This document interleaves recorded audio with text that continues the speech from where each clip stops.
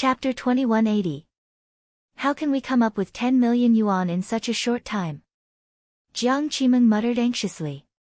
At the same time, she was extremely disappointed in Mu Yaja. How could this brat make such a shocking request? 10 million yuan. Even Song Yunxi was dumbfounded. Song Enya, on the other hand, could not help but shudder when she heard this. Why did Brother Mu suddenly become so ruthless? Could it be that he really did not have any leeway for her? 10 million yuan, she suddenly felt suffocated. Before she left the country, she had secretly transferred a sum of money from Song Yunxi's bank account. That sum of money was still empty like a black hole. If she had not done such a foolish thing, she would still be able to fork out 10 million yuan. However, if she had not staked everything on this one throw and allowed that man to take advantage of her, the entire Song family would not be in such a passive state now. Does Dad know about this? Song Enya's face turned ashen. She was worried that if her father found out that she had moved this sum of money and squandered it all for the sake of IVF, would he be so angry that he would strangle her to death? At the thought of this, Song Enya trembled in fear. Jiang Qimeng's mind was full of this matter, so she did not notice her daughter's abnormality for a while. She only comforted her, "Zhenghua, don't worry. I'll talk to him later. On account of our sibling relationship, he won't be so ruthless." "Forget it." Song Zhenghua snorted disdainfully. "He has nothing now. What are you talking to him about? Sibling relationship? I think this lad has already fallen into the devil's path. He doesn't want to be the family head and actually gives up everything for a woman. Now, you're still hoping that he will acknowledge you as his sister. He doesn't care about his family now. If you talk to him, you'll only fall into his trap." After a pause, he snorted coldly with a gloomy gaze. "We can choose not to give him the 10 million yuan, but he has another condition. I have a piece of golden land in my hands now, and he wants me to use my authority to give it to him for free." When Song Yunxi heard this, she immediately asked nervously, "Is it the land in the new city?" Song Zhenghua pulled a long face and didn't say anything. Song Yunxi's heart skipped a beat. Seeing that her father didn't reject it immediately, she thought that Mu Yaja must have made such a request. Tears streamed down Song Enya's face at once. She knew very well that if her father were to give this piece of land to Brother Mu for free, it would not be a matter of 10 million yuan. This piece of land was priceless. It would bring about a series of unprecedented economic benefits, and the far-reaching impact of this bidding case on his father's position was immeasurable. If everything went smoothly, it would be an unimaginable help to her father in the future. Song Yunxi asked worriedly, "Dad, are you really going to cede this land to him? What else can we do? Could it be that he could only watch as the Song family's scandal was blown all over the city by this brat? I can't afford to lose face, and neither can the Song family. Your grandfather is already old, so he can't afford to lose face." Mu Yaja knew how to grasp a person's weakness. Chapter 2181. Song Zhenghua suddenly closed his eyes and exhaled a mouthful of turbid air. However, he suddenly thought of something and opened his eyelids. He looked at Song Yunxi with bright eyes and asked, "Didn't I ask you to temporarily keep a bank account for me?" Before he could finish his words, Song Yunxi's mind went blank with a bang. Even Song Enya's face turned ghastly pale at once. Song Zhenghua did not notice the tacit change on the siblings' faces at all. He was focused on investigating the money in the bank account. He recalled for a moment and said in a deep voice, "I remember that there's more than 20 million in that account." Like a drowning man adrift at sea, he leaned forward and asked covetously, "Hurry up and write a check tomorrow. Do it early in the morning." "Dad," Song Yunxi lowered her head with a pale face, not daring to make a sound. Her conflicted expression seemed to indicate that she was feeling extremely guilty and wanted to hide something in a hurry, but she could not say a word for a long time.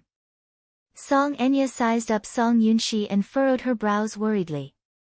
However, she gripped her skirt uneasily and bit her red lips tightly. She bit so hard that her originally pale lips were filled with blood, as if they were about to bleed. Song Zhenghua, on the other hand, was extremely sharp.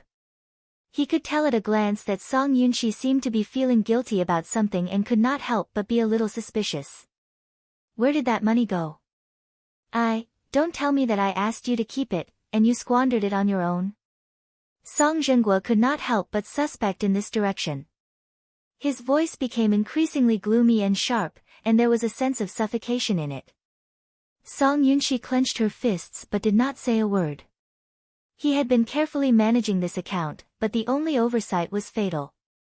He had guarded against everyone but not the mole.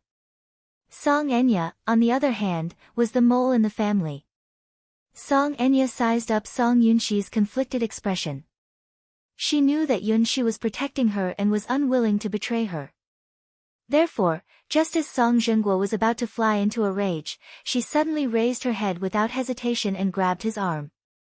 She made up her mind and confessed through gritted teeth, It's me. Song Zhenguo was stunned for a moment before he exclaimed in unison, What? I misappropriated that sum of money. Song Enya broke down and yelled loudly. She hugged her head tightly, almost desperately revealing the truth. I want to carry out my plan, so I need a sum of money. Artificial insemination requires a lot of capital. Plus, to get those things, we need to sacrifice a lot of money.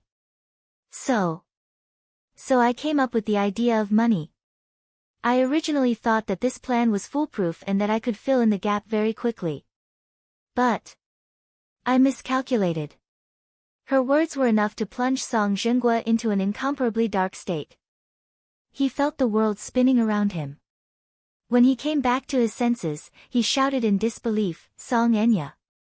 Are you crazy? His thunderous voice even frightened the driver. His wrist trembled and he almost lost control of the car. Chapter 2182. Song Zhenguo was enraged. How dare you? How dare you embezzle that sum of money? Don't you know that it's the Gong funds? Dad! Tears streamed down Song Enya's face as she begged in regret. It's all my fault. I know my mistake now. If you hate me, you can scold me or hit me. I'll have no regrets even if you beat me to death. Anyway, I don't want to live anymore. I've humiliated you, Mommy, and the entire family. Why don't you strangle me to death? I know I'm wrong, sob sob sob. She started bawling her eyes out. Song Zhenguo gritted his teeth in anger. Seeing his niece in such a state, he really raised his hand high to slap her. Jiang Qimeng was quick to react. She shielded her daughter in her arms and stopped her in time. She broke down and said, Zhenguo, calm down. Calm down. How can I calm down?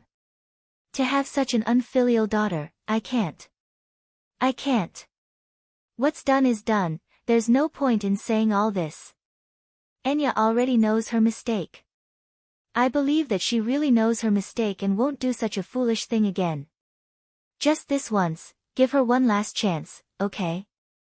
She pleaded bitterly as she hugged her daughter tightly and curled up into a ball. Song Zhenguo looked at them in a daze. Suddenly, he sneered and spat out a few words with trembling lips. Great! You two are connected by heart. You've made me inhumane, haven't you? Jiang Qimeng was so frightened that she dared not speak. With trembling hands, Song Zhenguo fished out a pack of cigarettes. Just as he was about to light one up and take a few puffs to relieve his anger, he glanced at the pair of mother and daughter, who were huddled together pitifully. At the thought of Song Enya, who was not even a month old yet, he suddenly felt frustrated and threw the pack of cigarettes away. With a loud smack, the pack of cigarettes hit the windshield and slid down the dashboard before falling to the ground. Song Zhenguo covered his face in despair and lowered his body. His voice was hoarse. Enya. You will kill Daddy like this, do you know that? Jiang Qimeng was completely stunned. Song Yunxi was also stunned. All along, her father had been indomitable and high-spirited in front of them. But now, because of Song Enya, he actually broke down and shed tears in front of them for the first time in his life. Song Enya was so scared that she did not even dare to breathe when she saw this. She felt that she had caused her father to suffer, but now that she was a sinner, there was no way she could comfort him. She could only shrink to one side. Song Yunxi's heart ached for herself and her father's heart. At the same time, her hatred for Mu Yaja deepened. It could be said that the deeper the love was, the deeper the hatred was. Her love for Mu Yaja had turned into bone-deep hatred at this moment. She hugged her shoulders and cried out in pain and helplessness, "Dad. I'm sorry. I really know I was wrong. I'll listen to whatever you say in the future." She did not ask for Song Zhengguo's forgiveness. She only hoped that she would not implicate her father no matter what the price was. Song Zhenguo did not make a sound as tears fell silently. He did not say a word along the way. It was obvious that his heart was heavy, so Jiang Qimeng did not dare to disturb him. Chapter 2183. She was in a mess, especially her dress, which was drenched in milk. She had to change her clothes and think about the rest later. After Song Zhenguo calmed down, he suddenly said, "Song Enya is pregnant with Mu Yanqing's child, right?" Jiang Qimeng and Song Yunxi looked at each other and nodded. Now that Song Enya was no longer around, Song Zhenguo lit a cigarette and took a few puffs. After a long while, he said in a deep voice, "Let's abort the child while it's still young and hasn't formed." Jiang Qimeng was a little surprised by his decision. "Abort it? What else can we do?" Song Zhenguo snorted in annoyance. "Don't tell me we're going to give birth to this illegitimate child." Song Yunxi asked worriedly, "Enya? Will Enya be willing?" Since it's come to this, it's not up to her to decide on this matter. Just now, she promised me in the car that she'd listen to me on this matter. This child can't be kept. She's still unmarried. If she gives birth to this child, we won't let others make a fool of the Song family. Before the news gets out, I'll make some arrangements and find a reliable big hospital to perform an operation to abort the child. Song Zhenguo's tone was so calm that it was almost cruel. At first glance, it sounded very ruthless. However, only Song Yunxi could tell that her father's tone was filled with restraint and regret. He was enduring his heartache and forcing himself to be so resolute.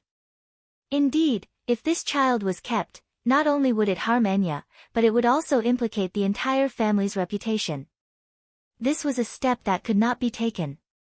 "I don't think we have to abort this child, right?"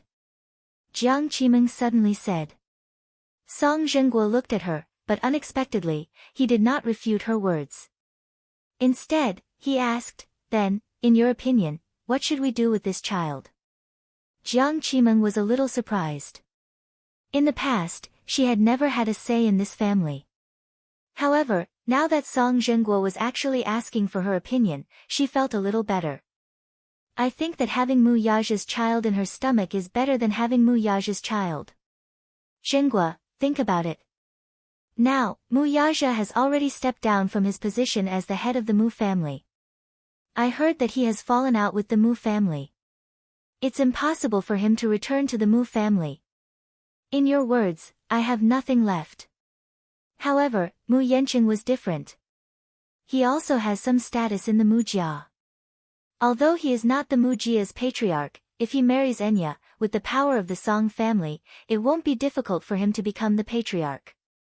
Perhaps, he could talk to him about this matter and see what his intentions were.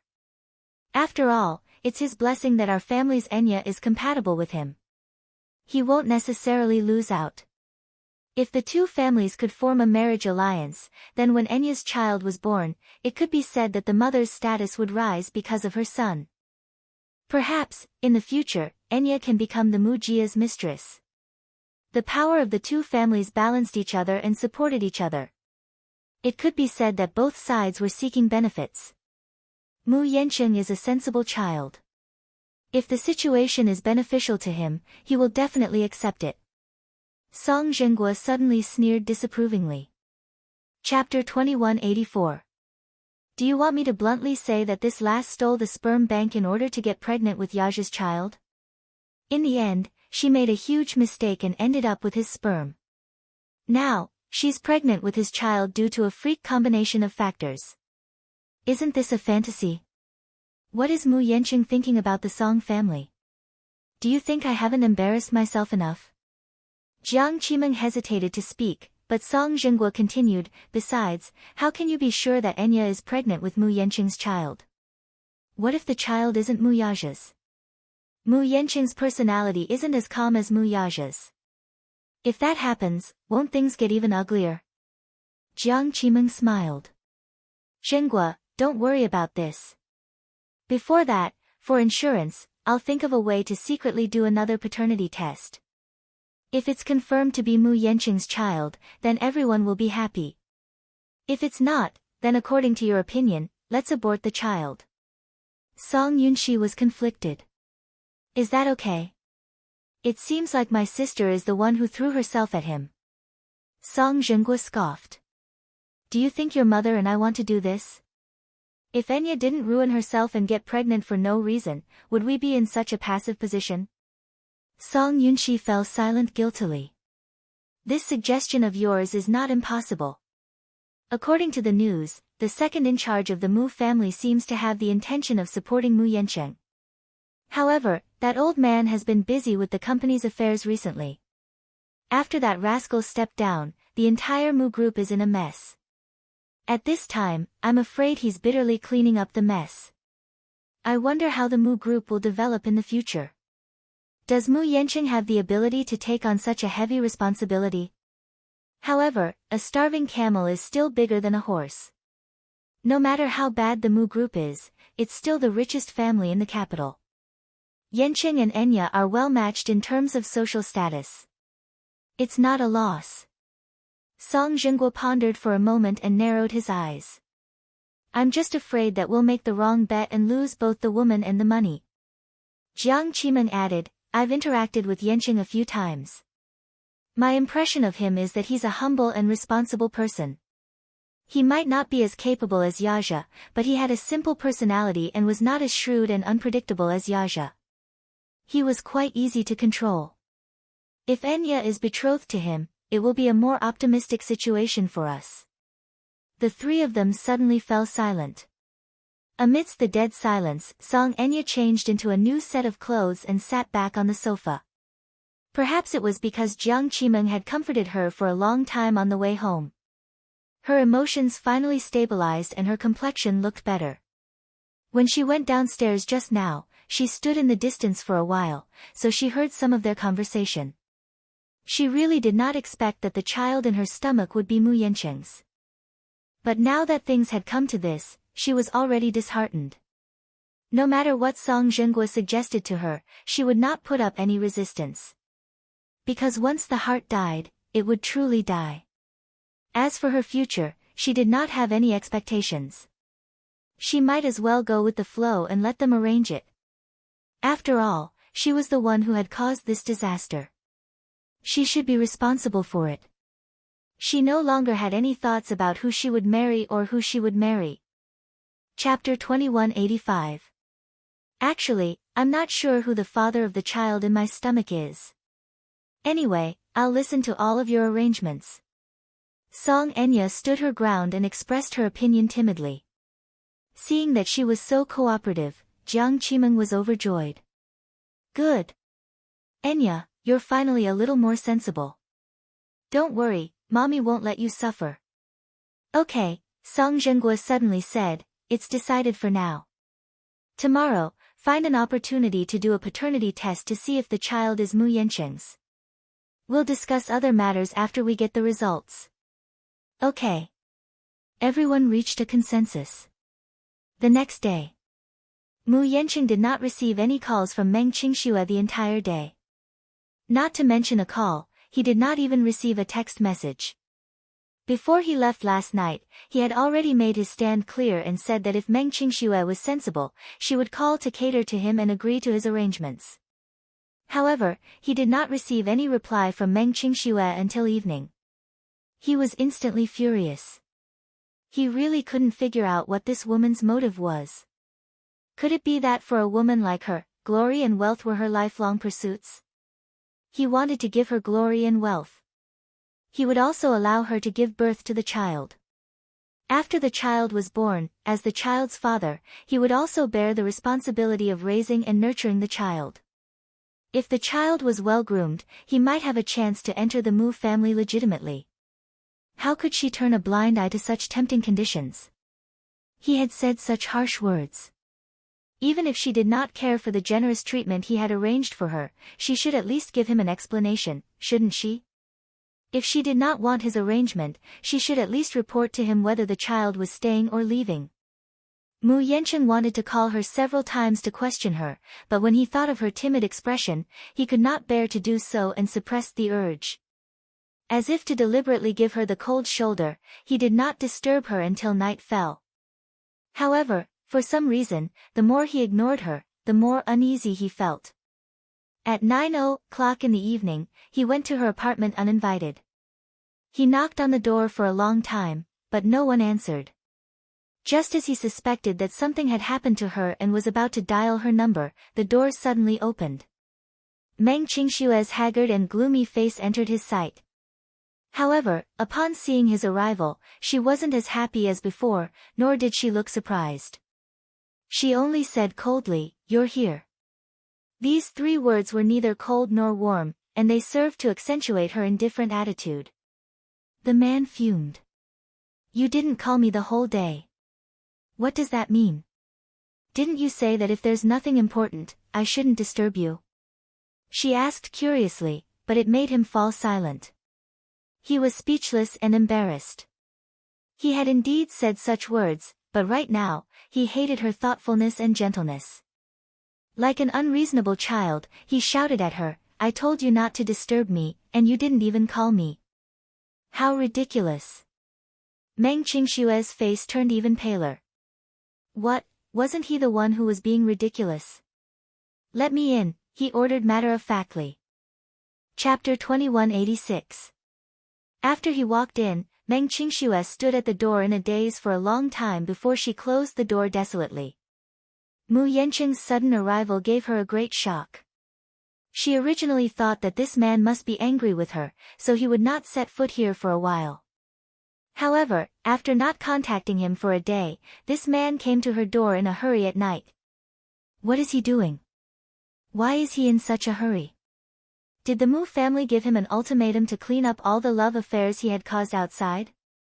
Meng Qingxue caressed her lower abdomen worriedly, her heart aching terribly. If I had known, I wouldn't have told him.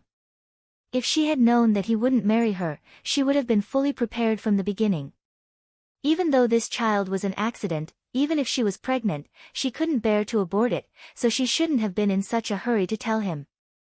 At least, at such a time, even if he had declared that he would not marry her, she could have left him with dignity and dignity.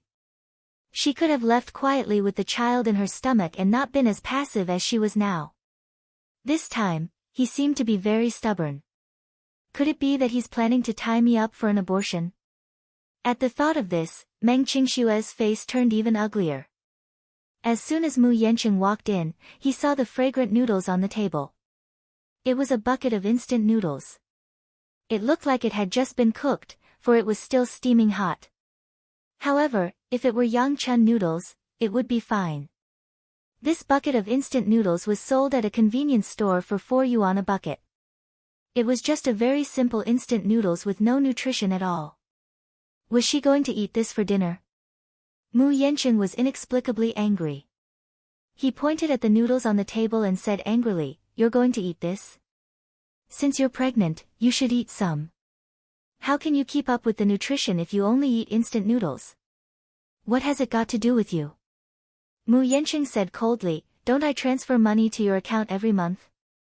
If you don't use this money to buy some nutrition and supplements, how can you raise the child well if you only eat instant noodles?" Pausing for a moment, he turned around and was about to reprimand her when he saw Meng Qingxue standing behind him in silence. She bit her lower lip hard, her eyes brimming with tears. No matter how hard she tried to hold it in, her tears became more and more turbulent. One drop after another fell down her cheeks. Her pitiful look. Mu Yancheng was stunned at once. When he came back to his senses, he saw her trying to hold back her tears.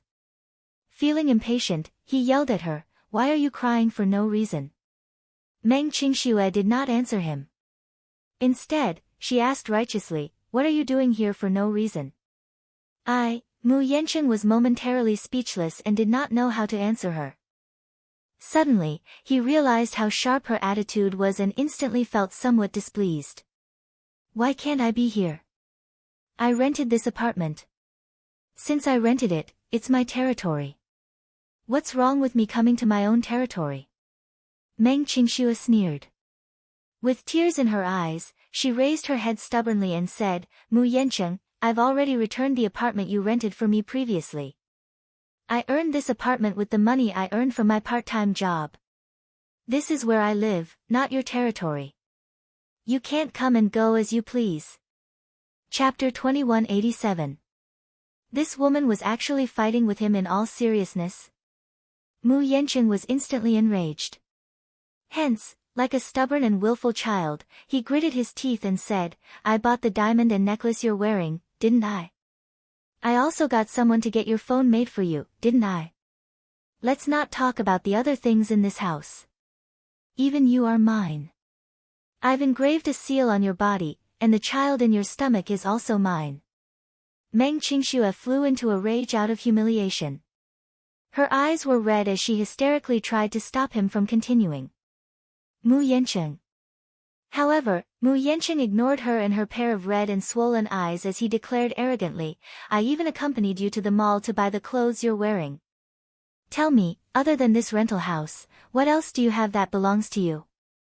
Meng Qingxue bit her lower lip hard as she stared at him in a daze. She was so sad that she broke into a smile. Then, right in front of him, she grabbed the ends of her clothes with both hands.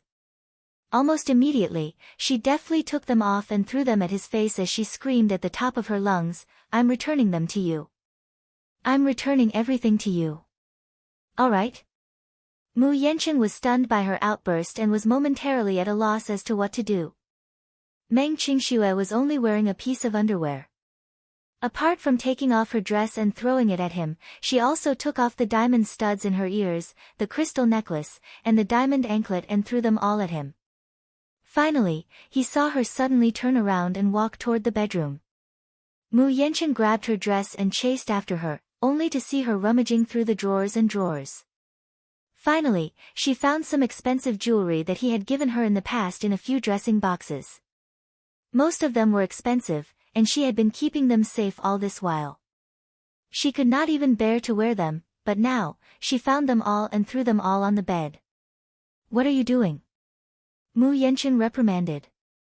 Meng Qingxue, on the other hand, seemed to be deaf. In the end, she took out a passbook, a few credit cards, and a Hermes bag that Mu Yancheng had given her for her birthday last year. She threw everything on the bed. Meng Qingxue suddenly raised her head and stood in front of him. She forced herself to be more elegant and free, like a proud queen. She suddenly said, "I'll return everything to you. Whether it's the passbook, the credit card, the diamonds, the jewelry, or the branded bag you gave me, I'll return everything to you. From now on, let's cut off all ties.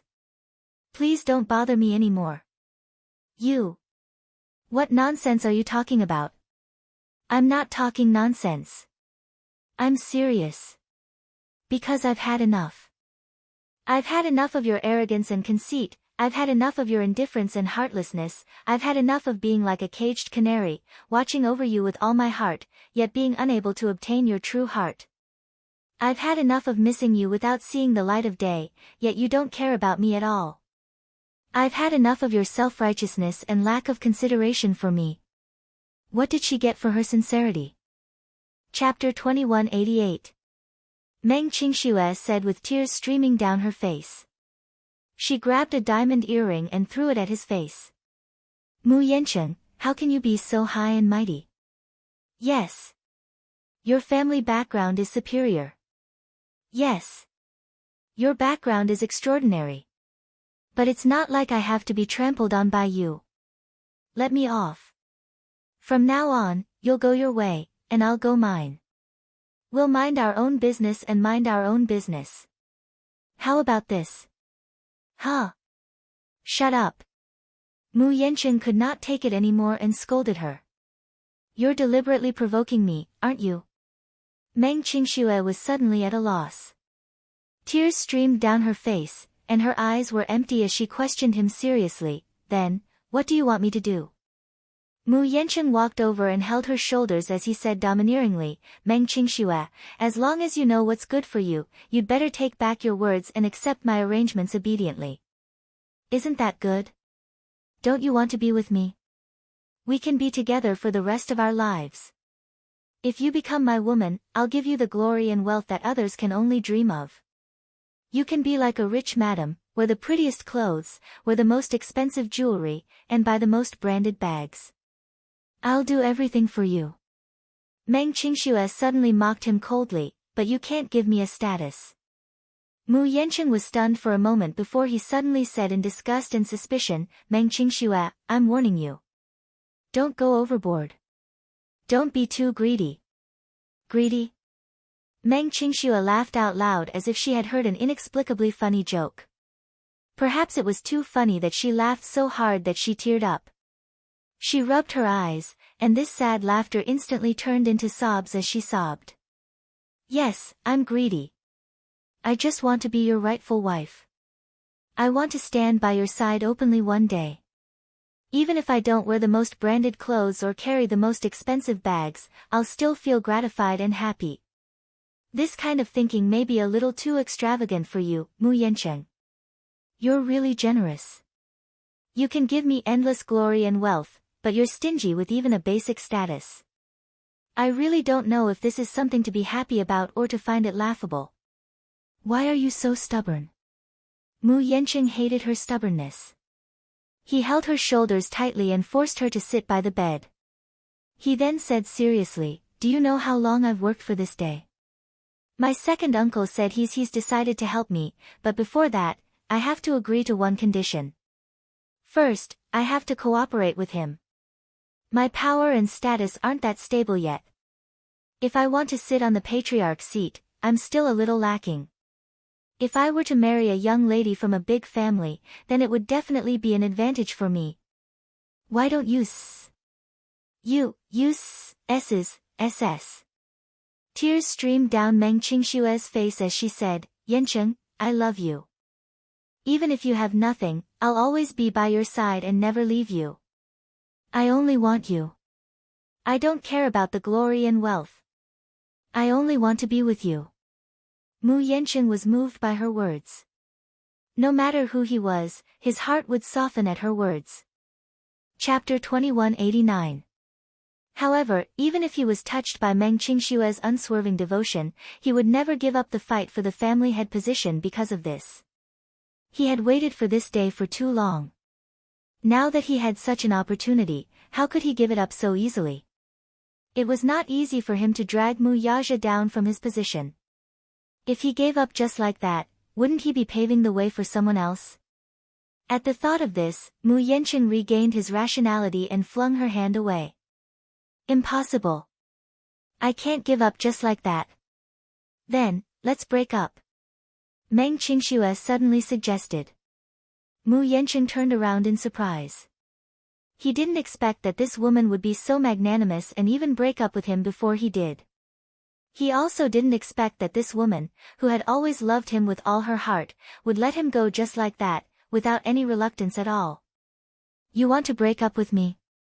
Don't worry, I don't want any compensation from you. Even if it's a breakup fee, I'll return everything you've given me. I only hope that from now on, we'll cut off all ties. I won't pester you anymore, and you won't pester me anymore. Okay? If it were in the past, Mu Yanqing would definitely suspect that this woman was playing hard to get with him. However, at this moment, when he saw the determination in Meng Qingxue's eyes, his heart suddenly trembled. This woman actually said such a sentence in an extremely serious manner. Meng Qingxue continued, as for the child in my stomach, you don't have to worry too much about it. I won't cause you much trouble. Whether you get rid of it or keep it, it has nothing to do with me anymore. Even if this child doesn't have a father from a young age, as a mother, I'll definitely make it up to him and raise him up. I only ask that you give me the right to be a mother and stop interfering with us. You, Meng Qingxue smiled coldly and then walked around him to the living room. She sat down on the sofa, picked up the bucket of noodles, and started eating. When Mu Yanqing returned to the living room, he saw her from afar holding a bowl of noodles and wolfing them down with tears in her eyes. It could be seen that she was starving, and her stomach was rumbling. She was no longer as fashionable and delicate as she had been when they first met. Instead, she was in dire straits. Last night, he had deliberately ignored her and left in such a carefree manner. She had not eaten anything the entire night and had cried herself to sleep. Then, she had been frightened by a nightmare and had cried herself awake. When she woke up, she kept crying. She didn't eat breakfast or lunch. She couldn't lift her spirits. No matter what she did, she was surrounded by sadness. She didn't know where her tears came from. She cried until her eyes started to hurt. She scolded herself. Why did she cry so much for an irresponsible man? However, the more she thought about it, the more she cried. She couldn't do anything well, so she didn't go for her part-time job anymore. She called for a day off and simply hid in her blanket. She cried and slept and cried, and spent the day in a daze. Therefore, as soon as he opened the door, he saw a pair of red and swollen eyes that were like walnuts. Chapter 2190. Just as she was about to eat after cooking, this man came uninvited again. After saying so much, Meng Qingxue wished she could cut open her heart and let him see it clearly, but this man seemed indifferent. Right from the beginning, what he cared about was not her or the child in her stomach, but power and wealth. Meng Qingxue's heart turned cold. She thought, instead of pestering him, why don't I just let him go? No matter what I say, he won't change his mind. She shouldn't have those illusory dreams. Mu Yanqing's heart ached when he saw her down and out. He calmed down and said to her, "Don't make yourself suffer like this. Come with me. I've arranged a nanny and bodyguard for you. Come with me and I'll settle you down. Even if you don't think about yourself, you should think about the child." Meng Qingxue ate the noodles numbly. She did not say a word, but the expression on her face seemed to say, "No need." He was deliberately giving him the cold shoulder. Later on, Mu Yanqing rambled on again, but she did not listen to a single word he said. In the end, she only heard him stomping his feet as if he was extremely angry. Then, she heard the door slam and leave. Meng Qingxue raised her head and looked at the empty house. Finally, she picked up the bowl of noodles and drank a few mouthfuls of hot soup. However, she could not tell if the salty and astringent taste was the taste of the soup or her tears. The Song family. On this day, Song Zhenguo went out. Jiang Qimeng seemed to have used some connections to get a few strands of Mu Yanqing's hair from a servant of the Mu family and rushed to the hospital for a DNA test. However, Song Yunxi was worried about Song Enya's condition and stayed in her room the whole day. Song Enya did not get out of bed for the whole day and even ate her meals in bed. After getting pregnant, the symptoms of pregnancy followed. Song Enya's reaction was especially severe. She vomited badly and felt weak all over. Coupled with her drowsiness, she lay in bed for the whole day. In the evening, Jiang Qimeng rushed home.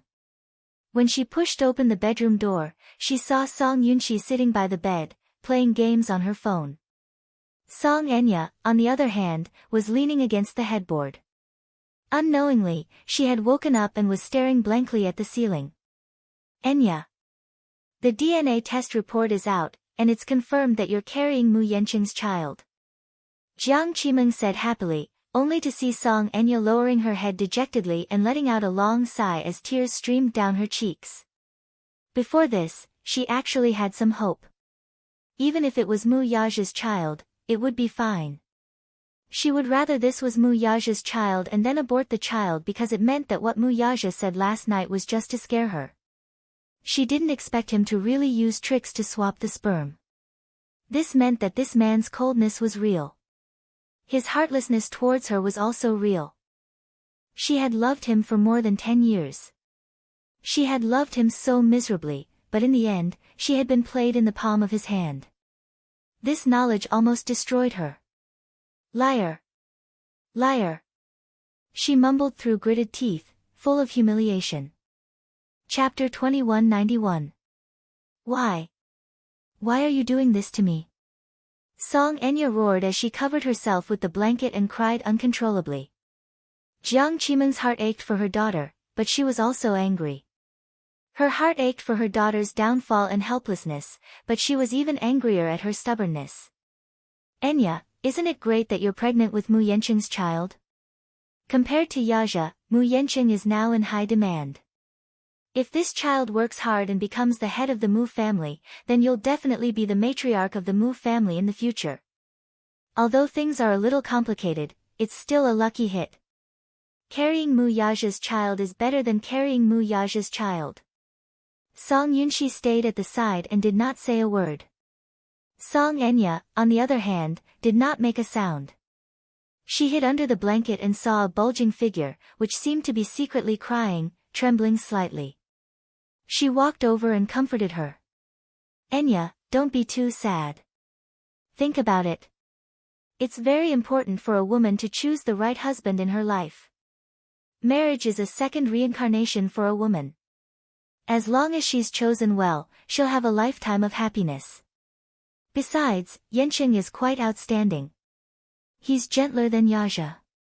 If you work hard, he'll definitely treat you like a treasure and dote on you. But what about Mu Yaja? Could it be that you still haven't thought it through and are still thinking about that lad? He's no longer the head of the Mu family, so life won't be easy for him. You'll only implicate yourself and suffer if you're with him. I know that you have deep feelings for him, but can feelings be eaten? Mom also admits that Yaja is very outstanding and extraordinarily handsome, but now that he's down and out, Mu Yanqing and him are like heaven and earth. A fine bird chooses a tree to nest in. Women naturally have to be more open-minded and know how to treat themselves better. Of course, men are also accepted based on merit. Mu Yanqing isn't bad. Jiang Qimen tried her best to persuade Song Enya before she finally stopped crying and calmed down a little. This child was Song Enya's only hope. With this child in her arms, perhaps the Song family could rise again with the help of the Mu family. Song Yunxi added, Enya, just give up on Uncle Mu. By treating you like this, it's obvious that he doesn't care about you at all. He even used such a method to scheme against you. What's worse is that he even used your innocence to threaten father and the Song family. What's the point of thinking about such a vile man? I can't accept this. Song Enya gritted her teeth. I can't take this lying down. How am I inferior to that woman? Last night, she had clearly thought it through, but when she woke up and looked at the bright sun outside the window, it couldn't shine into her heart. Thinking back, she felt that Mu Yaja had done her in. Yes, she had schemed and plotted a lot. In order to be with the person she loved, she had indeed used dirty methods. But that was for the sake of loving him. She had never had any thoughts of harming him. When she thought about the artificial insemination, because her body was too weak, the failure rate of artificial insemination was too high. She would rather suffer more and use test tube babies. After much difficulty, she finally got pregnant.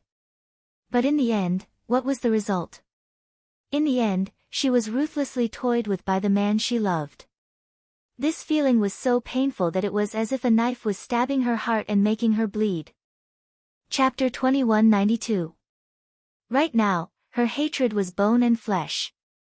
She loved, hated, and was infatuated with Mu Yaja, but in the end, she felt more like a lively clown. In the end, all her efforts were in vain and she ended up as a joke. She had been on tenterhooks all this while, yet she ended up in such a state. Song Enya's heart was twisted, and she could not let it go. My daughter is so outstanding, it's clearly his fault. Daughter, let it go. Jiang Qimen comforted her gently. Song Enya gritted her teeth for a while before she felt a little better. Brother Mu. Just you wait, one day, I'll make you pay for all the humiliation you've given me today. That night, Song Jingguo came back from a dinner party with a worried frown. Jiang Qimeng had just coaxed her daughter, but when she saw him looking gloomy and absent-minded, she could not help feeling worried. Jingguo, what's wrong with you? You don't look good. Did you go to the hospital today? He did not answer his mother's question and asked directly. Jiang Qimeng nodded. I did 2 tests, and the results showed that they're both Mu Yanqing's children. Song Zhenguo was not happy about this, though. Instead, he said worriedly, today, I heard from a source that the Muse don't seem to know about this. Enya did a good job with this matter, so not many people know about it. It's only natural that the Muse don't know about it. That's not the problem. Huh? Then. Song Zhenguo suddenly glanced at her from the corner of his eyes and said, Mu Linfeng intends to arrange a marriage for Mu Yancheng. Do you know about this? Jiang Qimeng was stunned as if she had been struck by lightning. A marriage alliance? Yes. I heard that they've already started looking for one, but I heard that Mu Linfeng is quite interested in the Lin's 3,000 gold ingots. Lin Shuya. Yes. Jiang Qimeng's expression gradually turned ugly as she said worriedly, the Lins are an impressive and prestigious family. Lin Shuya comes from a good family background. Not only is she well educated, but she's also the most doted on in the Lins. It's not surprising that Mu Linfeng has chosen her. But, what about Enya? Song Zhenguo frowned and said, I'm thinking about that too. Jiang Qimeng suggested, why don't we have a chat with Yanchen? There's no need to rush. The third daughter of the Lin family was very arrogant. If it were Mu Yaja, it would be fine, but she might not take a liking to Mu Yancheng. We can't rush this matter. Otherwise, the Song family will lose face. Then, let's endure it for the time being and act according to the circumstances. Is that what you mean? Yes. Song Zhenguo nodded and suddenly asked with concern, how's Enya's mood? It's not stable at all. I've thought things through, but I can't get over the hurdle in my heart for the time being. Jiang Qimeng suddenly thought of something and asked nervously, what about that matter? The thing you promised Yaja yesterday. Hush money. Yes. Song Zhenguo's face darkened, then he sighed and shook his head helplessly, since he wants that piece of land, let's give it to him. Other than that, I can't think of any other way. This time, we'll let him get away with it for the time being. Is this really okay? That piece of land is worth a fortune, it can't be measured with money. Chapter 2193. Dad. At some point, Song Yunxi had been standing on the second floor, listening to their conversation in silence. When he heard this, he could not bear to listen any longer and suddenly said, Dad, you don't have to be so afraid of this man anymore, right? Uncle Mu is no longer the head of the household and has nothing left. Do you have to be so wary of him? If you can't handle him, leave him to me. I know some brothers in the underworld. It won't be difficult for them to secretly take care of a poor boy with no power. Bastard! Song Zhenguo looked up and scolded him. You don't know your place. What brothers in the underworld? Don't tell me you're referring to those people from the Gu family again. Didn't I tell you not to associate with the Gu family? You're still bothering those people behind my back, aren't you? Song Yunxi's face turned red. If you have the time, you should read more books and at least broaden your horizons. Do you think that Mu Yaja has nothing left even though he's no longer the head of the household? Song Zhenguo suddenly snorted and said sarcastically, if such an arrogant boy didn't have a backup plan for himself, how could he have left so easily? Don't be fooled by how powerless he looks now. Even with his current strength, you won't be his match at all if you go head-to-head with him. When he was still the head of the household, he already had a lot of connections. Whether it's the underworld or the underworld, he has people in all walks of life. Don't try to hit a rock with an egg and be rebuffed. Song Yunxi's face turned pale at his words. She snorted indignantly, turned around, and stormed into the room. Bang! The door was slammed loudly. Song Zhenguo was even angrier now. He scolded, "Looks like this boy has been spoiled rotten by me. He lost his temper just because I said a few words to him. Do these two siblings really want to anger me to death?" Jiang Qimeng immediately comforted, "Yunxi is still young and doesn't know any better. Don't be angry with him." However, Song Zhenguo said disapprovingly, "He's already in his 20s and he still says that he doesn't know any better. Then how can he be considered sensible? 70 or 80 years old? Do you only know how to be sensible now?" Song Yunxi was standing in the living room. Even though the room was soundproof, he could still hear Song Zhenguo's angry curses from the living room. His chest was filled with anger, but he had nowhere to vent it. Clenching his fists tightly, he punched the door a few times as if he did not feel pain. Only then did he feel a little better. Mu Yaja. That heartless man. If it wasn't for him, the Song family's family. No matter what, he could not take this lying down. He had to teach Mu Yaja a lesson. Otherwise, he wouldn't know how high the sky was and how deep the earth was. At the thought of this, Song Yunxi narrowed his eyes fiercely. His eyes were blazing with fury and ambition. Jingyi Private Clubhouse. This is the most luxurious private club near Dongjie. It's one of the 5 biggest clubs in Jing City. It has entertainment, conference, hotel. It has everything. Jingyi is the most luxurious private club. Just the membership fee for a year is several million. It's not something that ordinary people can afford. Chapter 2194. As a place exclusive to the rich, once night fell, some high-ranking officials, nobles, and descendants of the rich and powerful clans would gather here, indulging in debauchery. Jingyi Private Clubhouse was the property of the Gu family. Therefore, the Gu family's power was concentrated in this area. In the swimming pool, Gu Jinglian was leaning against the side of the pool with a towel draped over his shoulder. He was holding a glass of dry red wine and sipping it casually. A man in a formal suit suddenly came over and knelt down beside the pool. He lowered his head and whispered in his ear, "Young Master Gu, there's a VIP guest who wants to see you." Gu Jinglian's almond-shaped eyes, which were originally closed for a nap, slowly opened. He glanced at him frivolously. When he heard that name, he suddenly drank the dry red wine in his glass in one gulp, then turned around and walked up the escalator. His well-built and well-defined body was soon exposed to the air. Transparent water droplets slowly slid down his body.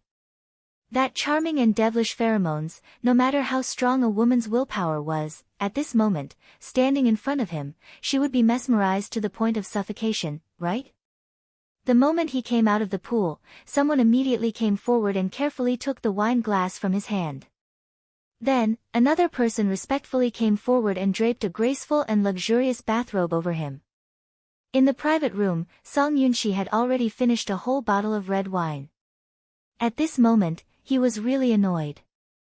When he thought about how weak his father was and how he was willing to give a piece of golden land to Mu Yaja, he was so angry that he drank another glass.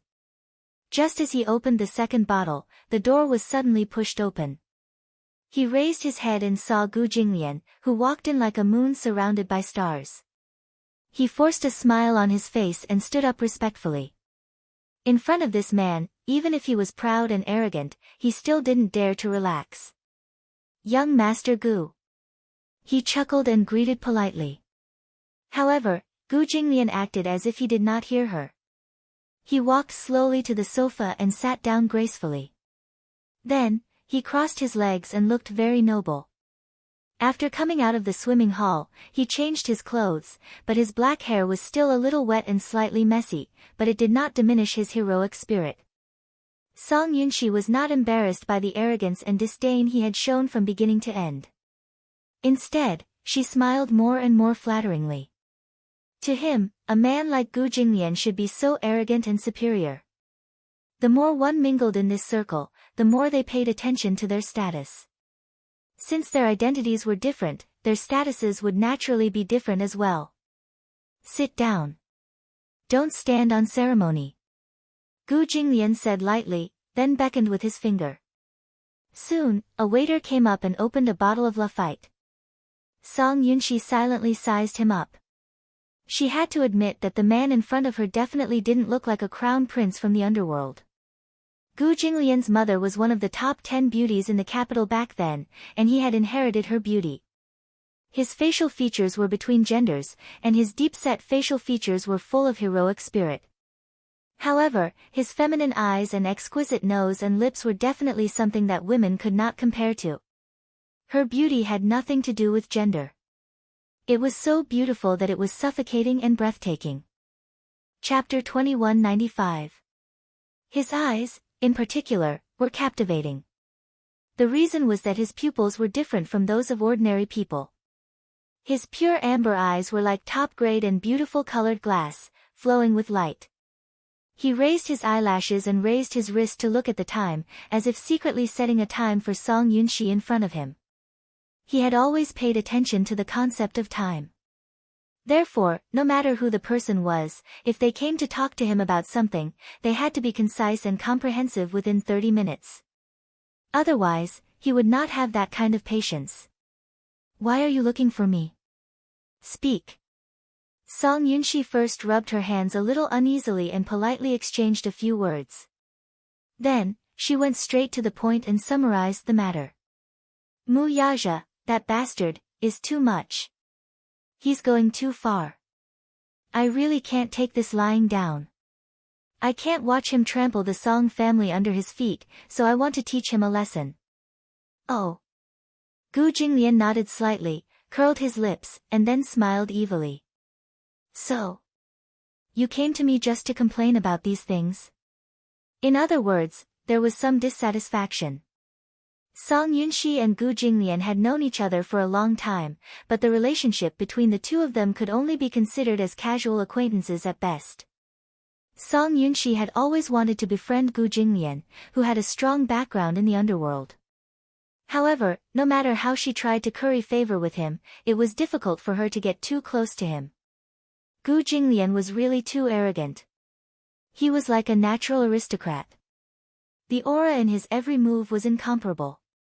Song Yunshi said, I came to you because I hope that you can help me vent my anger. Young Master Gu, I know that you have some tricks up your sleeve. In front of you, Mu Yaja is just a pitiful worm. Won't he be easily crushed under your feet? Not interested. Gu Jinglian interrupted her with little interest. His expression was cold, and he yawned lazily. Mu Yaja. He had also heard about his resignation as the patriarch. However, he wasn't so bored as to go against a former overlord.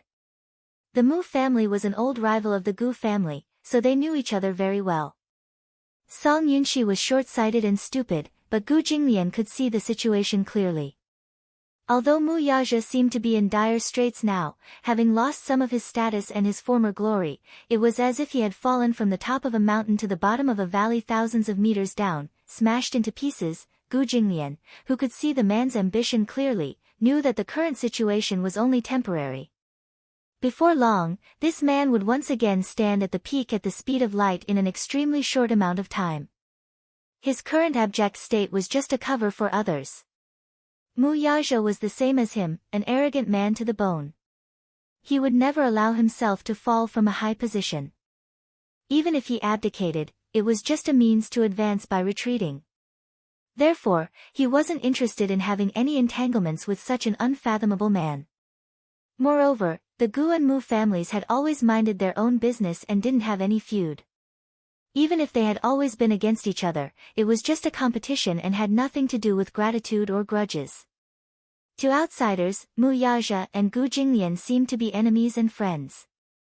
They couldn't see clearly. But in fact, these two men were both at the top of the world, and they seemed to appreciate each other. Chapter 2196. When Song Yunshi heard this, she was puzzled. Not interested. I don't think I have the obligation to help you. Gu Jinglian appeared to be very impatient. After saying this, he stood up and walked towards the door. Song Yunshi immediately stood up and said, Young Master Gu, that's not what I meant. If you're willing to stand up for me, I definitely won't neglect you. You won't be short of remuneration either. As long as you can stand up for me, I definitely won't treat you unfairly. Gu Jinglian suddenly smiled and walked in front of him. He put his hands in his trouser pockets and bent down slightly to face him. He said evilly, "What makes you think that I'll provoke an enemy who's as powerful as me for a person whose name I don't even remember?" Song Yunxi's eyes widened in surprise. A cold glint flashed across Gu Jinglian's eyes. He reached out his hand and grabbed his chin with his slender fingers. He lifted his chin and sized him up. Song Yunxi's stubborn and unconvinced face looked so childish. Gu Jinglian suddenly tilted his head to the side.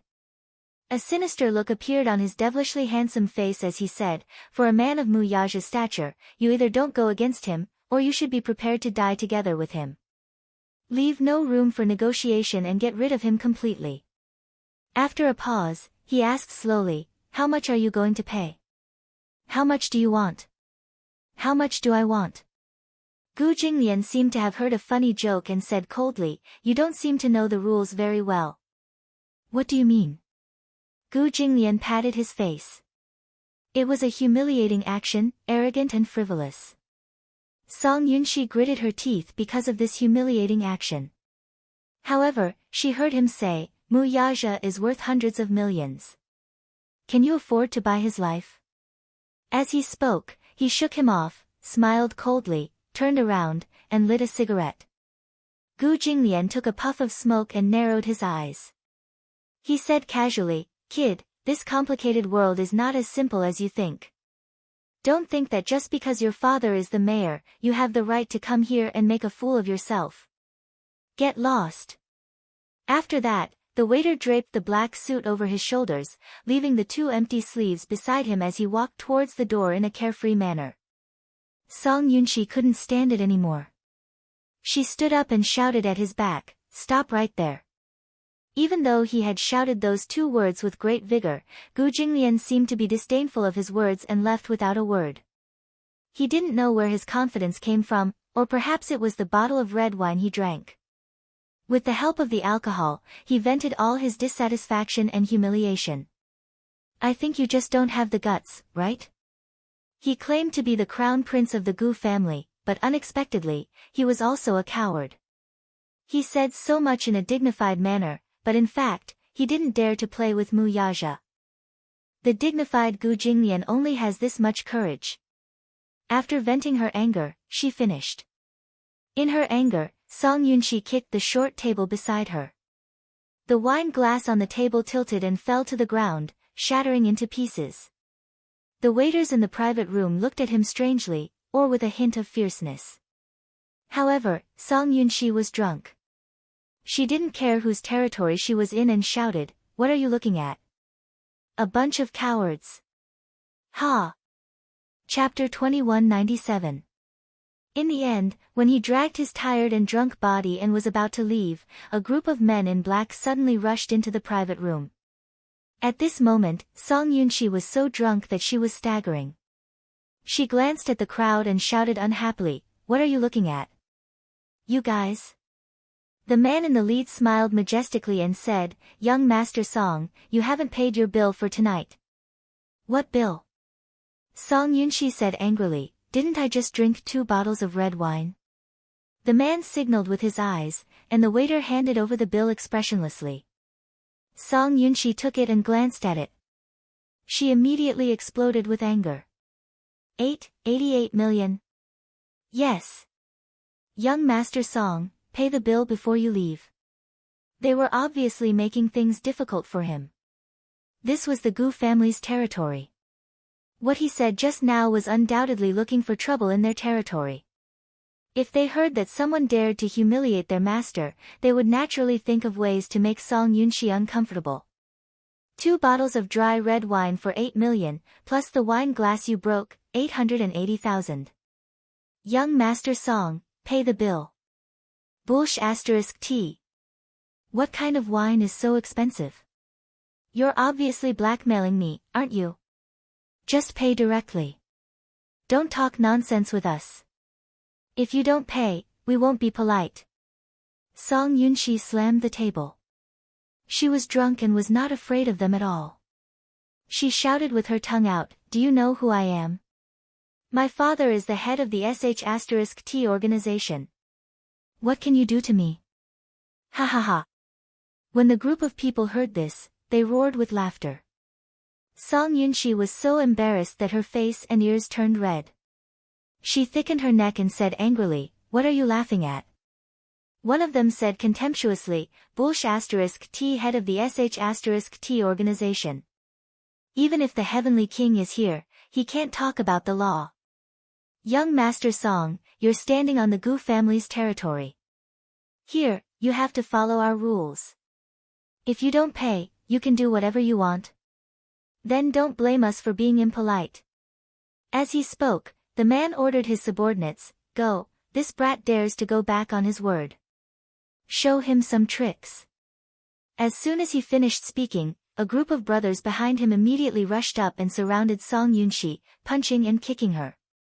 Song Yunshi was from the June team. After all, she had practiced martial arts. However, she was drunk after all. Her punches were light and without any strength. Soon, she was defeated and beaten to a pulp. 10 minutes later, at the back door of the clubhouse, Song Yunshi was kicked out like a piece of garbage. She fell to the ground with a bloody nose and a swollen face. That man mocks him, "You don't have money and you come to Jingyi. Idiot." Everyone laughed and closed the door. Song Yunshi staggered to his feet. He touched his nose and felt a sharp pain from a dislocated bone. He lowered his head and saw a pool of blood on his palm. He clenched his teeth and turned around, but he soon fell down again after taking a few shaky steps. That person walked into the meeting room. Gu Jinglian sat in front of the table and flipped through the documents calmly. Then he heard his subordinate report respectfully, "Young Master Gu, the trash has been cleaned up." Gu Jinglian didn't even raise his eyelids and said, "In the future, open your eyes and look carefully. Don't let any dog in." "Yes, I understand." Gu Jinglian suddenly thought of something and asked calmly, "Is she dead?" Chapter 2198. Gu Jinglian closed the document and said coldly, "It's such a cold day. Get a car to send him to the hospital. It's bad luck if he dies here." "Okay. It's Lunar New Year's Eve tomorrow." Mu Yaja was reading in the study when Yun Shishir walked into the study. She rested her head on his shoulder and smiled happily. Her eyes were sparkling and she looked very excited. After Yu Yu's reminder, she checked the calendar and confirmed that it would be Lunar New Year's Eve tomorrow night. She was overjoyed. After all, this was the first time she and Mu Yaja spent New Year's Eve together. She was looking forward to it. Mu Yaja, however, remained unmoved and continued flipping through his book. His emotions appeared to be calm as he hummed in acknowledgement.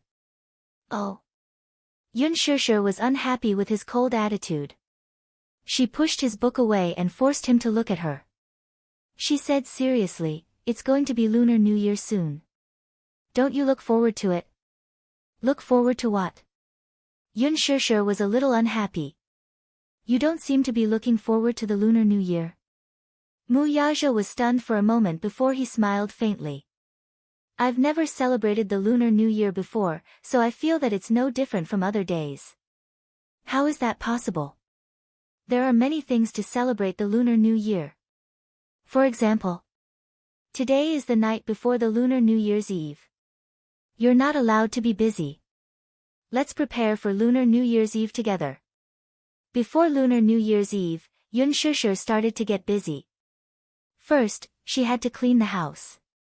Even though she, Yu Yu, and Xiao Yichen had already cleaned the house, that was because they were not allowed to clean the house during the 3 days of the Lunar New Year.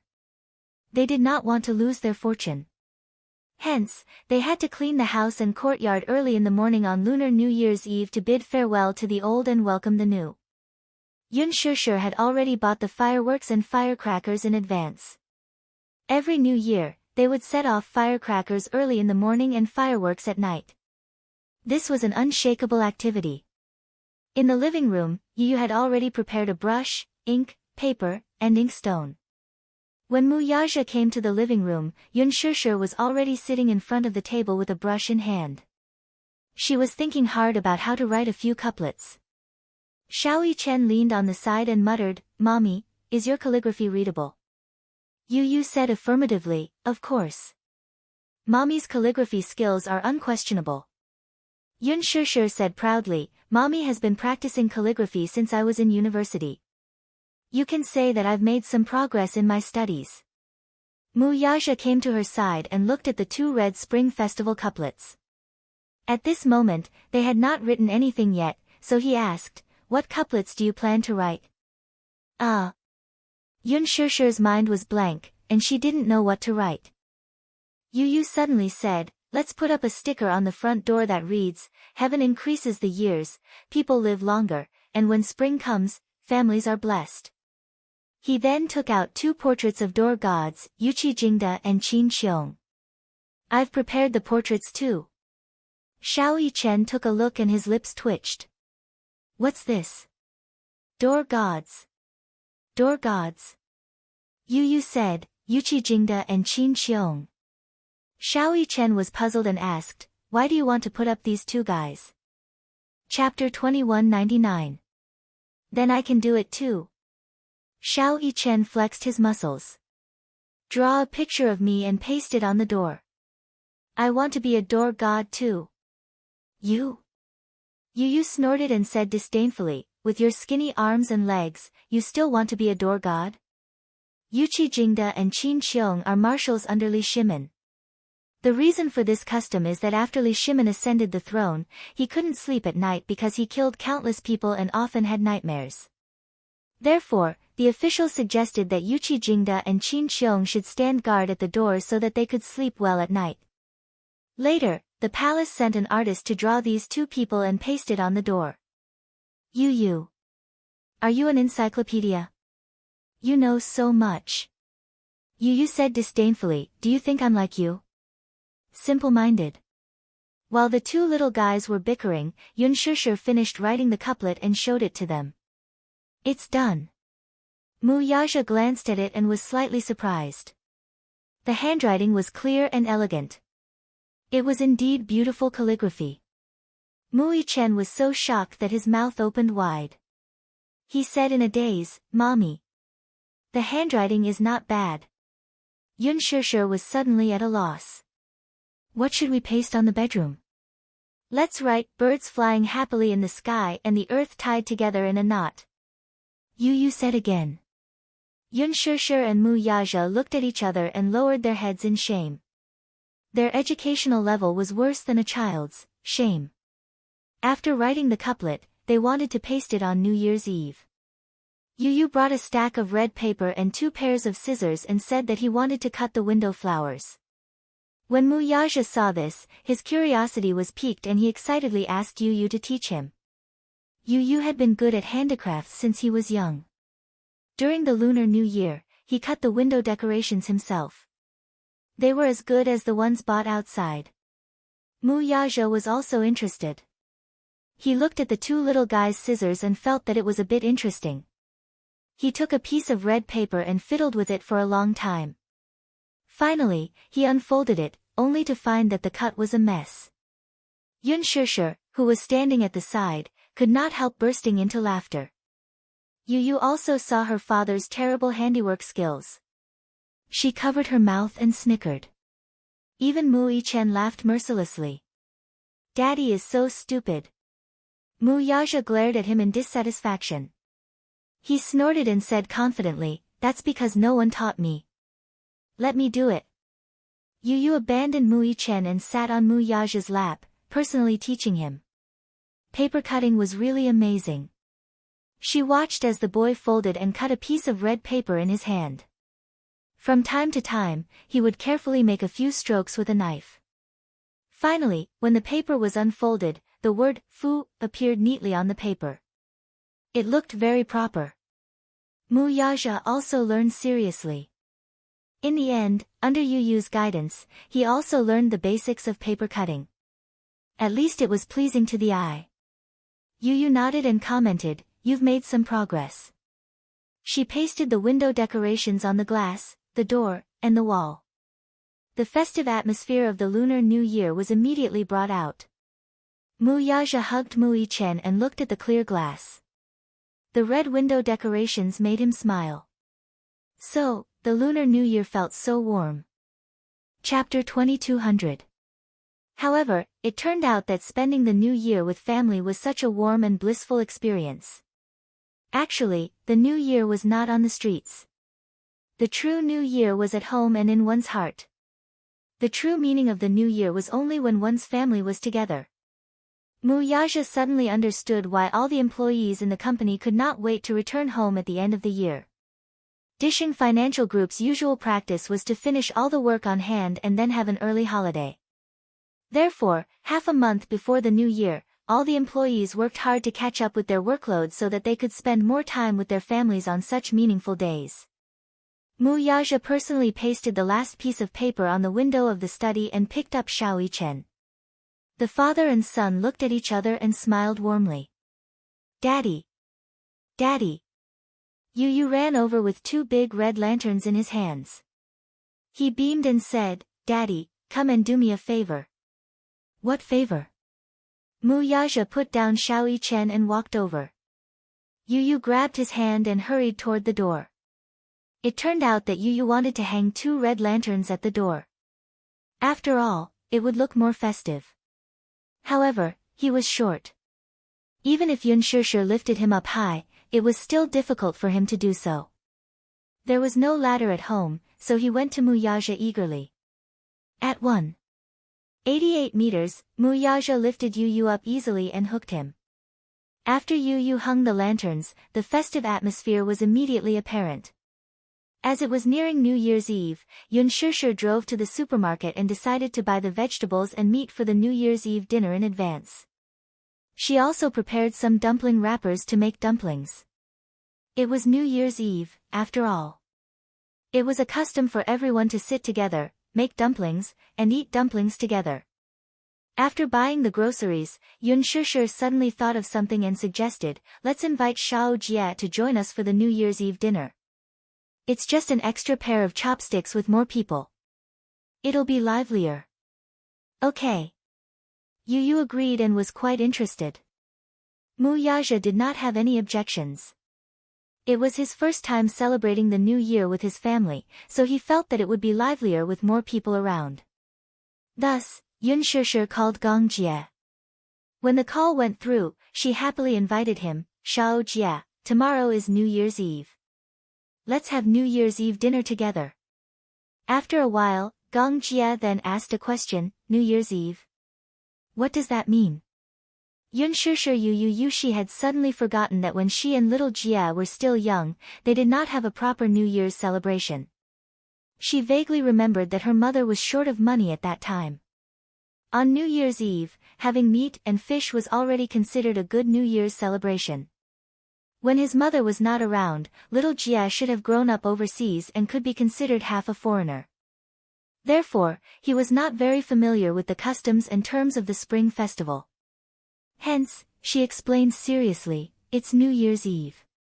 Tomorrow night is New Year's Eve, so let's have a reunion dinner together. The more the merrier. After the reunion dinner, we're going to the riverside to set off fireworks to welcome the new year. Are you coming?" She had already purchased the fireworks. Chapter 2201. Some fireworks cost a few dozen yuan each, while some cost a few hundred yuan for just 1 second. These were things that she would never have dared to think about in the past. In recent years, the capital had implemented a standard of strictly prohibiting fireworks in the city. However, on New Year's Eve, many people still went to the riverside to set off fireworks. Firstly, it was for the festive atmosphere. Secondly, setting off fireworks was suitable for all ages. It was also one of the children's favorite activities. Without it, it would inevitably be lacking in flavor. Setting off fireworks was an ancient tradition passed down by the ancestors. It would be a pity to lose it. Gong Jie readily agreed, "Sure." Yun Shishir said, "Then it's settled. Be there at 6 p.m. sharp. You're not allowed to be late." Otherwise, you'll have to drink as punishment. Okay. Yu knew that Yun Shishir was calling Gong Jie.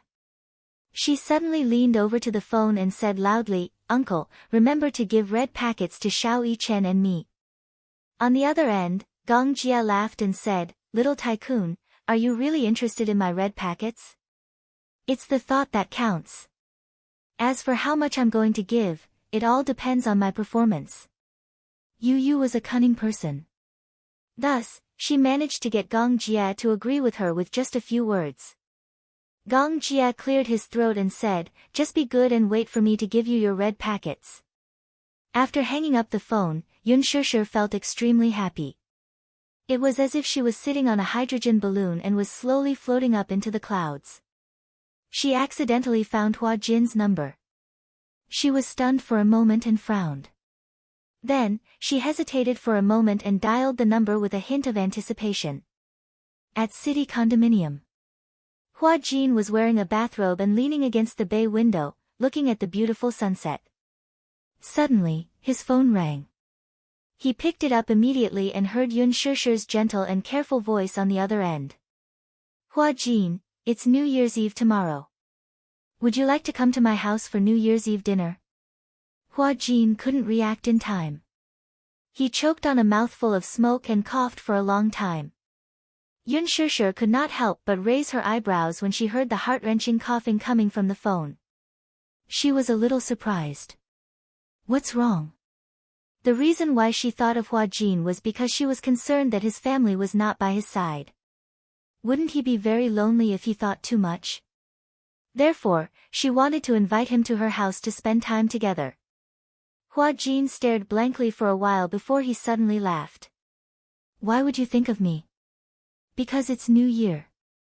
If you spend it alone, won't it be very lonely? After all, it's New Year's Eve. The more the merrier," Yun Shishir said. She paused and suddenly asked in disappointment, "What's wrong? Are you unwilling? Or do you have an appointment?" No. Hua Jin immediately said, "It's just that I'm very surprised. I didn't expect you to invite me to welcome the new year together." "That's because you're my family too," Yun Shishir said matter-of-factly. Hua Jin's expression froze. Instantly, a gentle smile formed on his lips. A warmth from the sky enveloped him. He was extremely touched by the simple word, family. He said gently, "Okay. Okay, then you must come tomorrow night. Set your bowl and chopsticks. After the New Year's Eve dinner, let's go to the riverside to set off fireworks, okay?" "Okay." After hanging up the phone, Hua Jin looked at the screen that indicated the end of the call. However, he could not stop smiling. His heart felt extremely warm. Chapter 2202. In such a bustling city, on such a cold winter day, he actually felt that he was no longer alone. It was great to be able to celebrate the new year with everyone. When Song Zhengguo received the call from the hospital, he was inevitably shocked. When he rushed to the hospital with Jiang Qimeng, he saw Song Yunxi lying in the intensive care unit. His face was bruised and swollen, and his legs and arms were broken in several places. It was almost New Year's Eve, and he was actually lying in the hospital on New Year's Eve. He instantly felt that he had hit the jackpot. This kid was still fine yesterday, but he went out in the middle of the night. When he turned around, he received a notice from the hospital saying that he was lying in the hospital. When he rushed over, he saw that he was badly injured. It was obvious that he had been beaten up like this by someone. Jiang Qimeng felt as if a knife was being twisted in her heart. She threw herself at the bedside and cried. Yunxi. Yunxi, however, after calling for a long time, Song Yunxi did not have the strength to respond. He was still in a semi-conscious state. His mind was muddled, and his jaw had been dislocated. He could not open his mouth or speak at all. Jiang Qimeng gritted her teeth and cursed, "Which bastard did this to our child? It's New Year's Eve. How unlucky." Song Zhengguo stood by the bed and frowned as he sized up the child. He was so angry that he could not speak. "Where did this kid go last night?" It's obvious that he was beaten up by someone. Where the hell did he go? Tears streamed down Jiang Qimeng's face and she couldn't say a word. Song Zhenghua suddenly felt frustrated. He slammed the bedside table and scolded, "Cry. Cry. You only know how to cry." She only knew how to shed tears whenever something happened to her. What else can you do other than cry? How can my heart not ache when my child is beaten up to this state? Jiang Qimeng retorted aggrievedly. I don't know where he went last night. If you didn't receive the call from the hospital, I would have thought that he went to fool around again. You can't take good care of your daughter, and you can't discipline your son well. As a mother, can't you be more careful? Before Jiang Qimeng could defend herself, a row of medical staff suddenly walked in from the door. When the head doctor saw Song Zhenghua, he said politely, "Mr. Song. Nice to meet you." The doctor chatted with Song Zhenghua for a while, then invited him to the office to analyze Song Yunxi's injury. Half an hour later, Song Yunxi finally walked in with a gloomy face. However, Song Yunxi was still unconscious and was sitting at the side angrily. Jiang Qimeng immediately walked over and asked worriedly, "Zhenghua, what did the doctor say?" This kid was seriously injured by someone. In addition to the fractures of his ribs, knees, tendons, shoulders, intracranial hemorrhage, and moderate concussion, the doctor said that such injuries were definitely not caused by one person. It was as if he had been ganged up on by a group of people. He wouldn't be able to recover in a short time. Even after the surgery, there will still be some residual effects. For this child, once there are some injuries, it means that he will have to retire early. Retired? Jiang Qimeng widened her eyes in shock. Why? Chapter 2203. However, if he were to retire now, it would mean that all the meritorious service he had accumulated over the years would be gone. Song Zhenghua appeared calm on the surface, but deep down, he was already heartbroken and depressed. He had worked so hard and paid such a high price, all for the sake of planning a good future for this brat while he still had some power. But now, look at what had happened. He had lost everything. After he retired and returned home from the BU team, it would be difficult to say that he would have a meteoric rise. This lad's great future had been ruined by him just like that. The most hateful thing was that Song Yunxi was still unconscious. Even if Song Zhenghua wanted to ferociously find the culprit who had beaten his son to such a state, there was no way to find out. Song Zhenghua was extremely vexed and frustrated. Be it Song Enya or Song Yunxi, they were constantly causing trouble for him. Song Enya was one thing. She was used to being pampered and noble. Because of her difficult temper, she had provoked Mu Yaja. However, before this matter could be resolved, Song Yunxi was in trouble again. Song Zhenghua was really annoyed.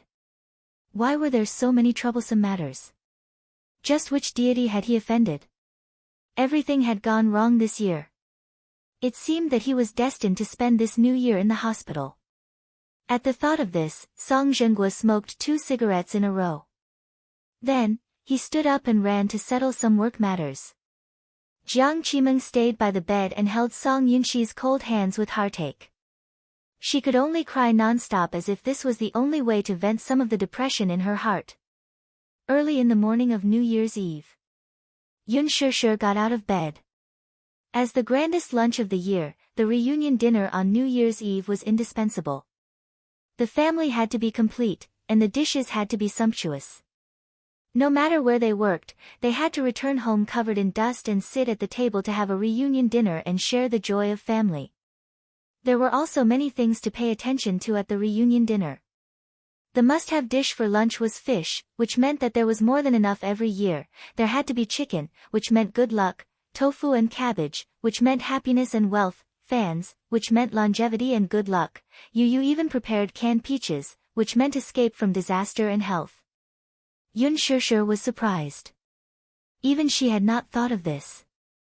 Lastly, there was good wine, which meant that life was everlasting and good. Early in the morning, Yun Shishir and Yu were busy in the kitchen. In the afternoon, Yun Yecheng and Yun Yeho arrived. Yun, of course, she had not wanted to invite her mother and daughter to invite to the New Year's Eve dinner. However, she didn't want to invite them. The mother and daughter trio were all top-notch.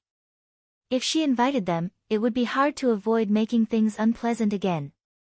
She didn't want to bring bad luck to the family during the new year. But when he thought about it, he felt rather embarrassed.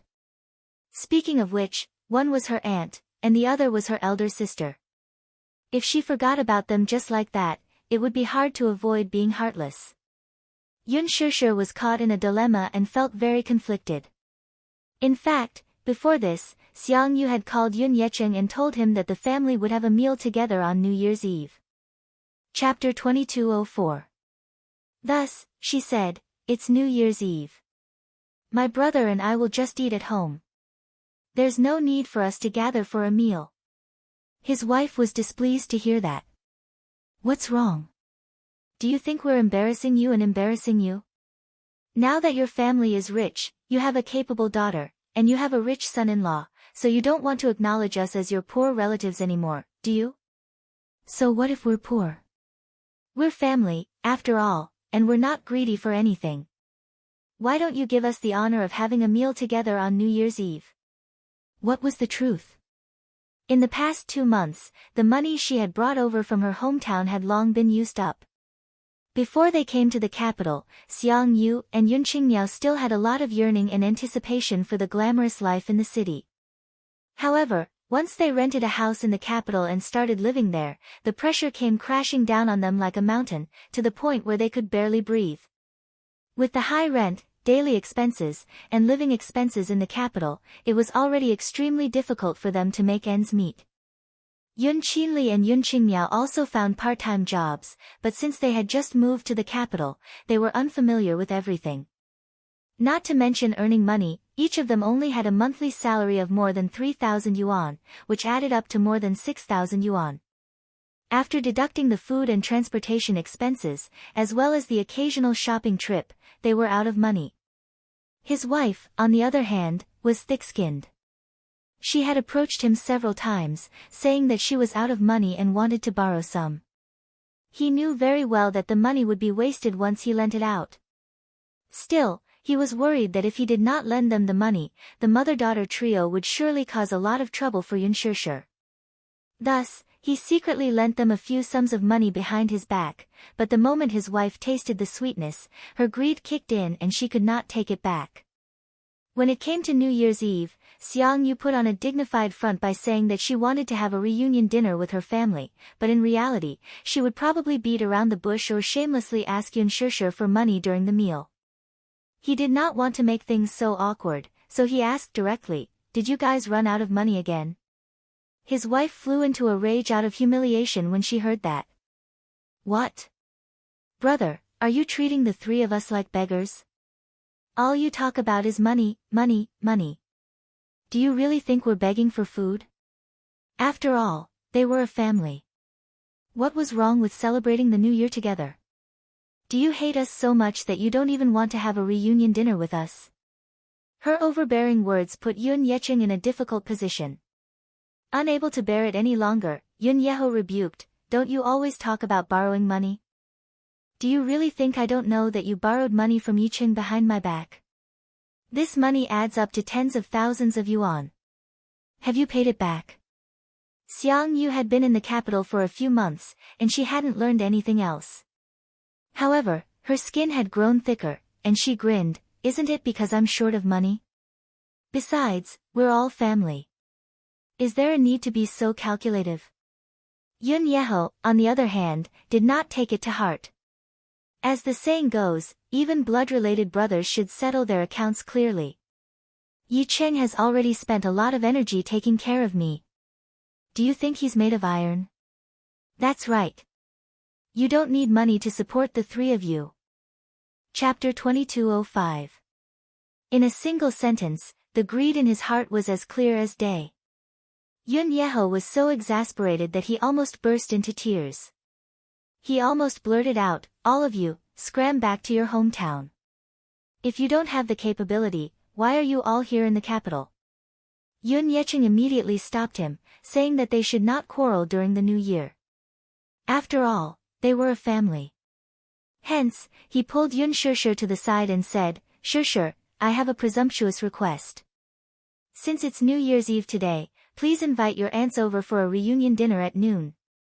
I don't want to make things difficult for you, but they seem to be clinging on to you and insist on having a family reunion dinner. Most importantly, I don't want to make things difficult for your uncle, so please invite them over for lunch to shut their mouths and prevent them from gossiping about you behind your back. After lunch, I'll send them back in a taxi." Yun Shishir readily agreed. Lunch was supposed to be a family reunion, so it was not a demanding thing to invite them over for a meal. However, when Xiang Yu and her daughter came, the festive atmosphere was diluted by a lot. Logically speaking, no matter how close a relative was, they should not come empty-handed. A carton of milk, a tin of biscuits, or even a small toy to coax the child should at least show their sincerity. Although Yun Shishir did not care about their etiquette, she could tell from their actions that they were sincere. But when Xiang Yu came to the door, not only did she come empty-handed, she didn't even bother to change her shoes as she barged straight into the house. "Wow!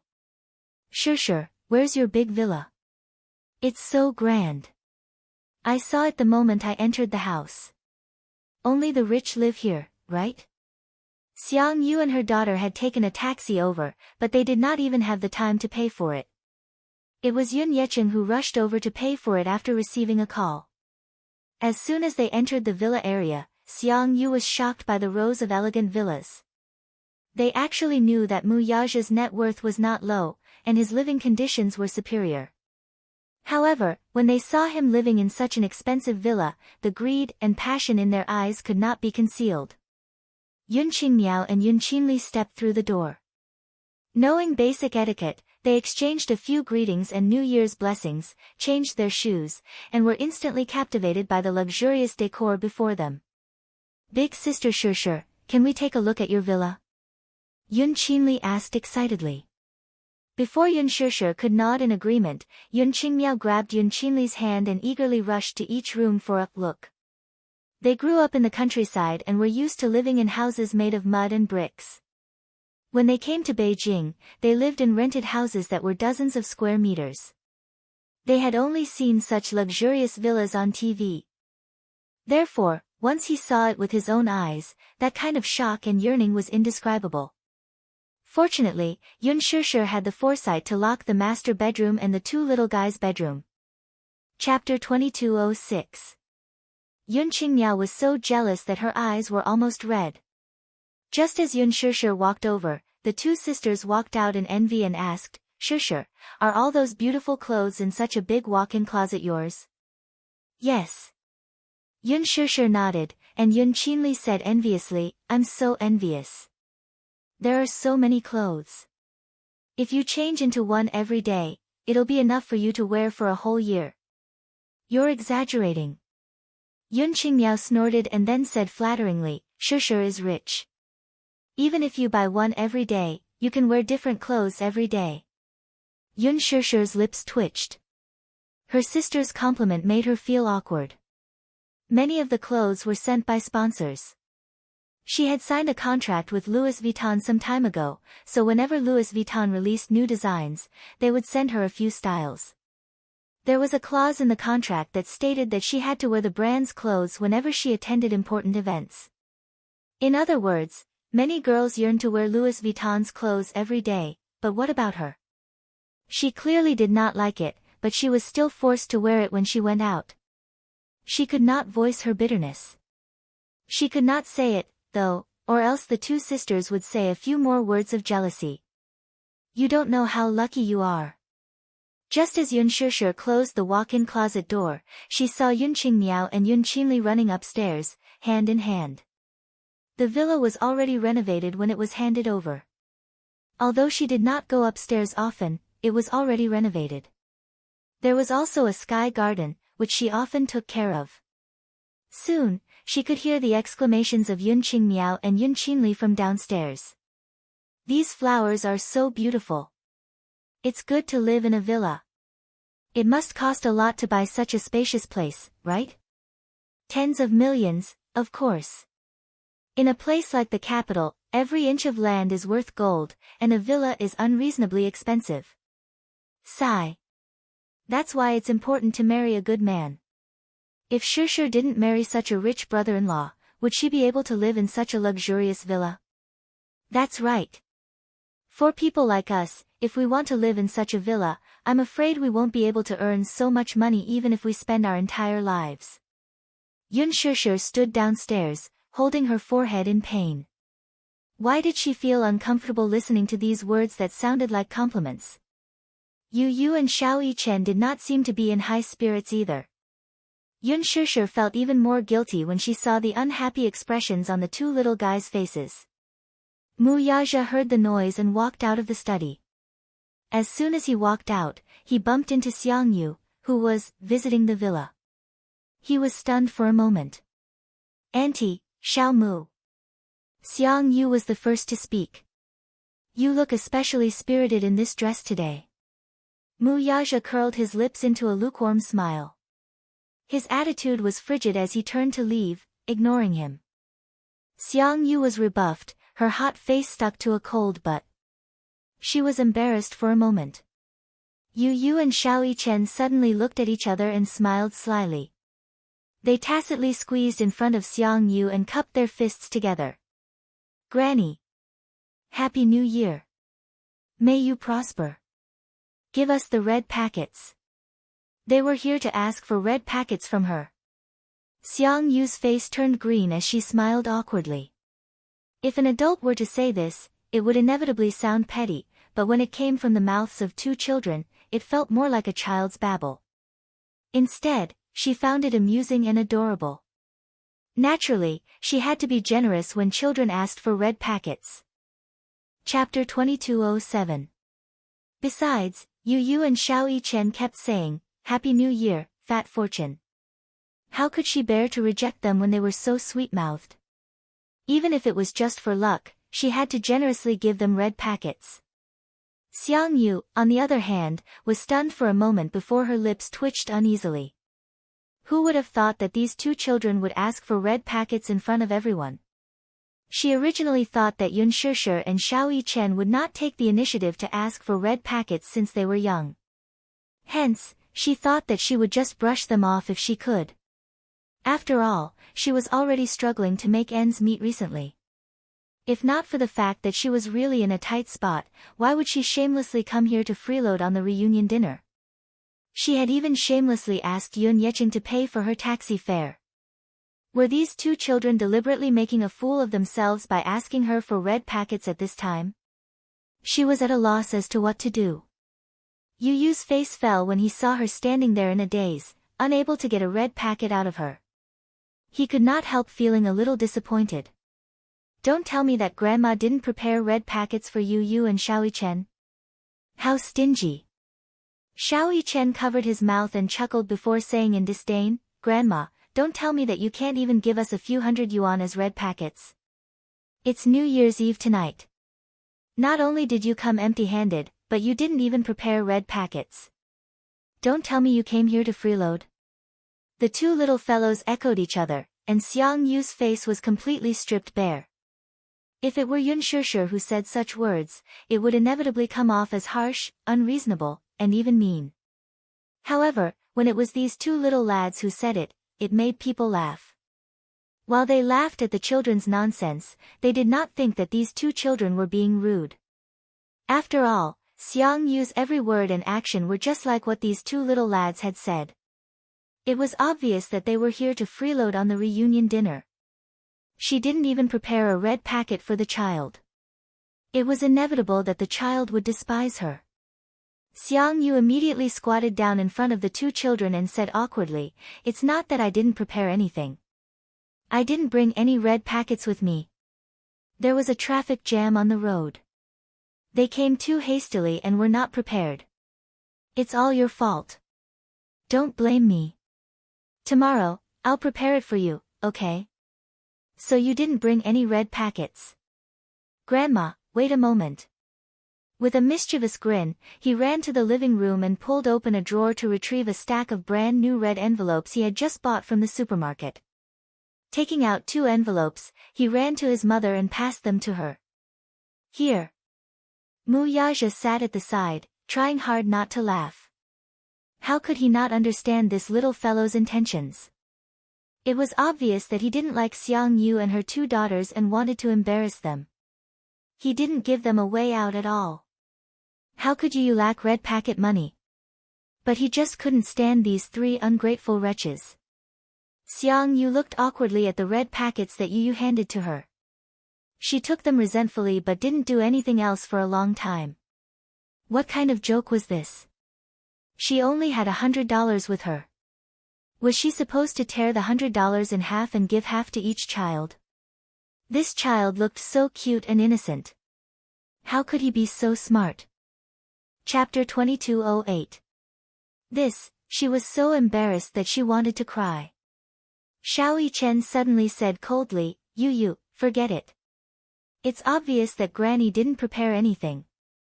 She's so poor that she can't even fork out 200 yuan. Xiang Yu's face turned red, as if blood was about to drip out of her mouth. Yu furrowed her brows in dissatisfaction. Granny doesn't care about us at all. She didn't even prepare a red packet for us. How sad. Yun Yecheng and Yun Yeho looked at each other, feeling like crying and laughing at the same time. As for Yun Yeho, he did not know whether to laugh or cry. At the same time, he felt extremely ashamed of his wife. He could not bear to see his wife being laughed at by the 2 children, so he quickly said, Yu, Xiao Yichen, Grandpa has prepared red packets for you too. Come.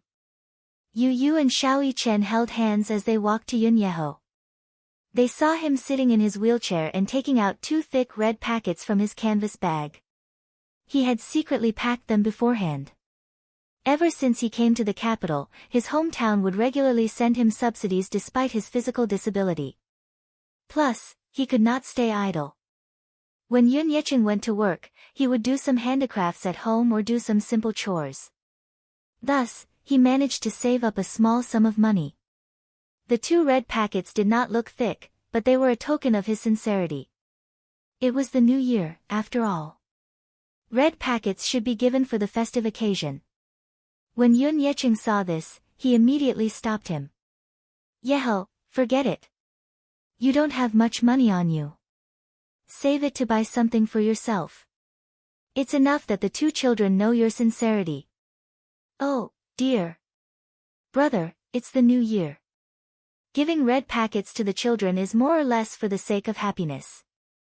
It won't save much money. Yun Yeho insisted on giving them a red packet. He pulled Yu and Xiao Yichen over and stuffed them into each of their hands with a smile. Yu glanced at Yun Yeho's rough fingers, some of which were still wrapped in bandages. She didn't even need to think about how Yun Yeho had earned all this money. Xiao Yichen was a little embarrassed to accept it, but Yu smiled and said, Thank you, Grandpa. I wish Grandpa good health and a happy new year. As he spoke, he naturally stuffed it into his trouser pocket. When Xiao Yichen saw that Yu had accepted it, he accepted it as well. He smiled and gave his New Year's greetings. Since Yun Yeho was the first to give a red packet, Yun Yecheng naturally could not be left behind. He also gave the 2 kids a big red packet each. Yu and Xiao Yichen rushed to say their New Year's greetings and received the red packets. Xiao Yichen was the most adorable of them all. He even opened his father's red packet and stole a peek inside. Yu leaned over to take a peek. Xiao Yichen immediately covered his mouth and asked warily, What are you doing? Take a look. It's not like I'm snatching it from you, petty fellow. Xiao Yichen smiled slyly and reached out to snatch his red packet. Let me see yours first. No way. The 2 kids were in a mess. Yun Yecheng and Yun Yeho burst into laughter and immediately said in unison, You 2 little fools, we gave you the same amount of red packets. The atmosphere gradually warmed up. The awkwardness was finally resolved. However, after this display of strength, Xiang Yu finally restrained herself. She sat at the table and pretended that nothing had happened while munching on sunflower seeds. She finally knew her place. You could not stay idle for a while longer. He ran into the kitchen and prepared the reunion dinner with Yun Shishir. Chapter 2209.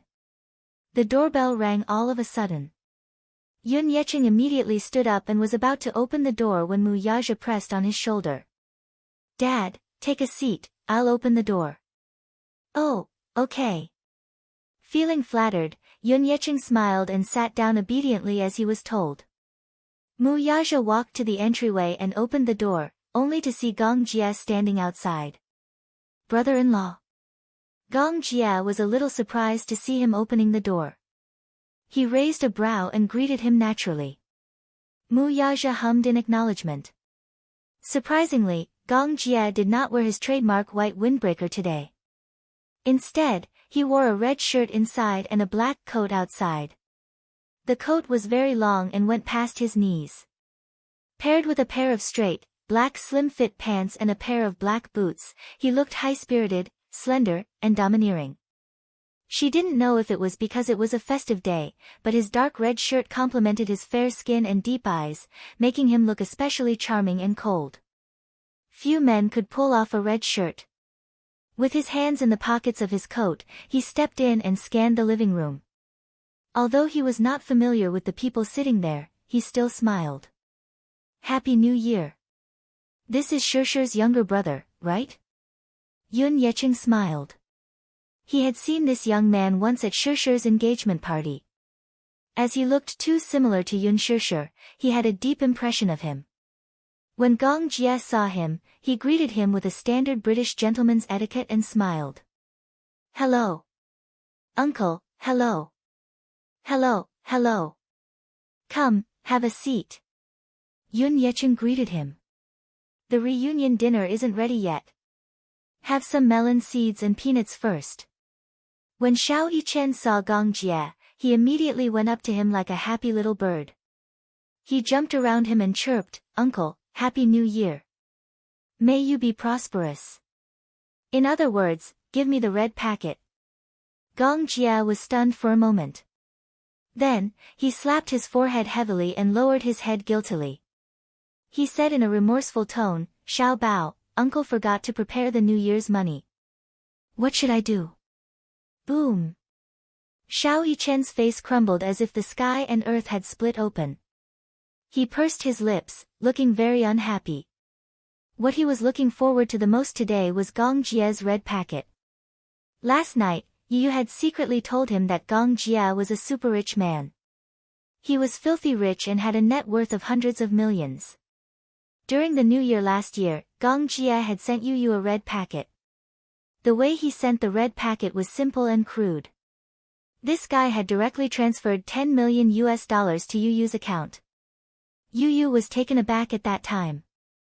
10 million, and in pounds. This was even better than winning the lottery.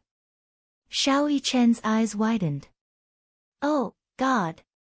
He had never seen such a sizable red packet before.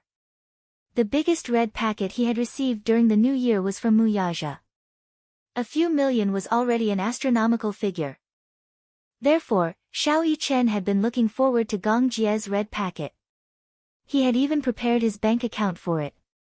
In the end, Gong Jia told him that he had not prepared his New Year's money. Mu Yichen's face darkened at once.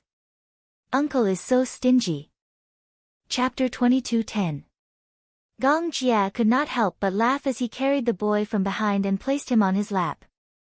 Mu Yichen, however, did not want to bother with him. Crossing his arms, he turned his face away in a huff, refusing to look at him. Gong Jia deliberately teased him by kissing his rosy cheeks. Seeing that Mu Yichen was not in a good mood and did not want to bother with him, he carefully squeezed his little hand and frowned slightly. Xiao Yichen, are you angry? Uncle, you're so petty. Why should I bother with you when you didn't even prepare a red packet? Xiao Yichen grumbled matter-of-factly. Coincidentally, Yun Qingmiao and Yun Qinli were coming down from upstairs. The two of them toured the villa, chatting as they went downstairs. However, just as they reached the living room, they saw Gong Jia sitting at the table with Xiao Yichen in his arms. Their faces turned cold as if a basin of ice water had been poured over them. Yun Qingmiao, in particular, looked extremely ugly. Her memory of this man was still fresh in her mind. During Yun Shishir's engagement ceremony, she had wanted to get close to Gong Jie to inquire about his identity, but all she did was lightly touch his sleeve and this man mercilessly splashed wine all over her. This had practically become a shadow in her heart. The moment she saw this man, she shrunk her shoulders in fear and did not dare to go to the table. Instead, she hid in the living room like a coward. Yun Qinli, on the other hand, was natural and unrestrained as she went to the table and sat down beside her mother. "Mom, shut up. Be quiet and don't talk nonsense," her mother immediately warned her. Yun Qinli was naturally obedient.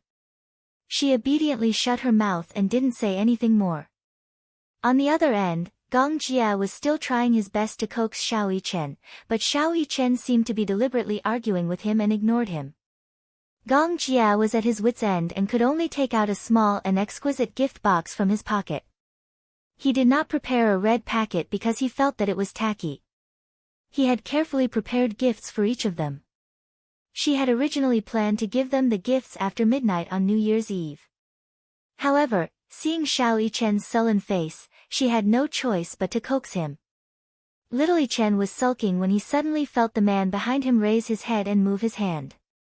The next moment, the man opened his palm in front of him, revealing an exquisite and small gift box. "Yes.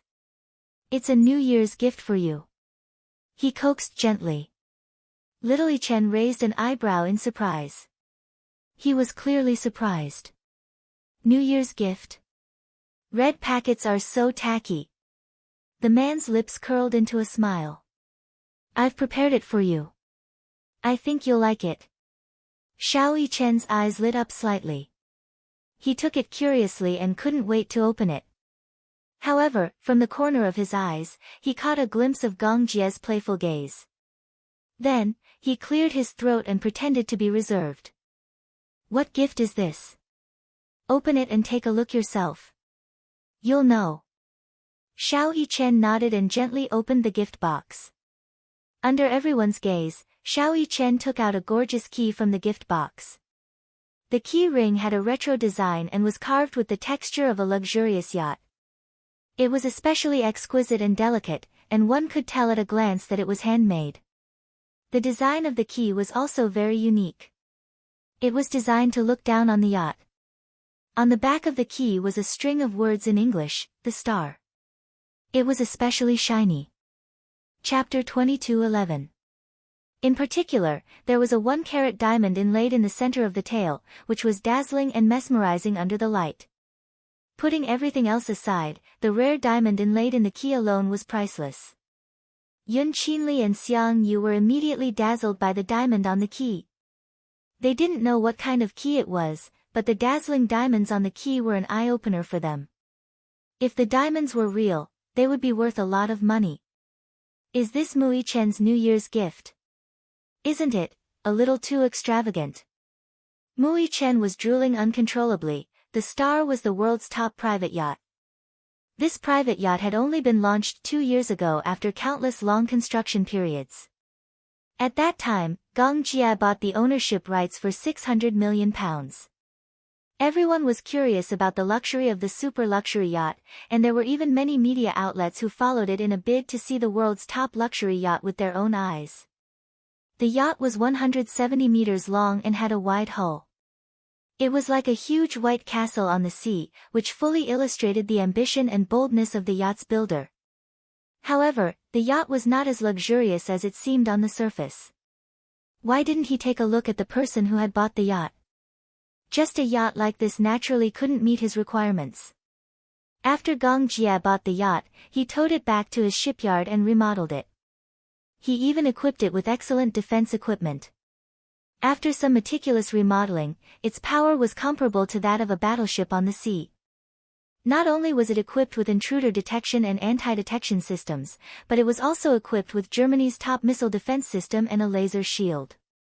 The yacht was equipped with 2 helipads, many small speedboats and supply boats, as well as its own submarine and submarine cabin. The submarine could dive into the water at a depth of 160 feet, and could enter the cabin directly from the bottom of the yacht. Hence, its owner could board the yacht without anyone noticing. Gong Jia also hired an 80-person crew. The extravagant spending made Mu Yichen dumbfounded.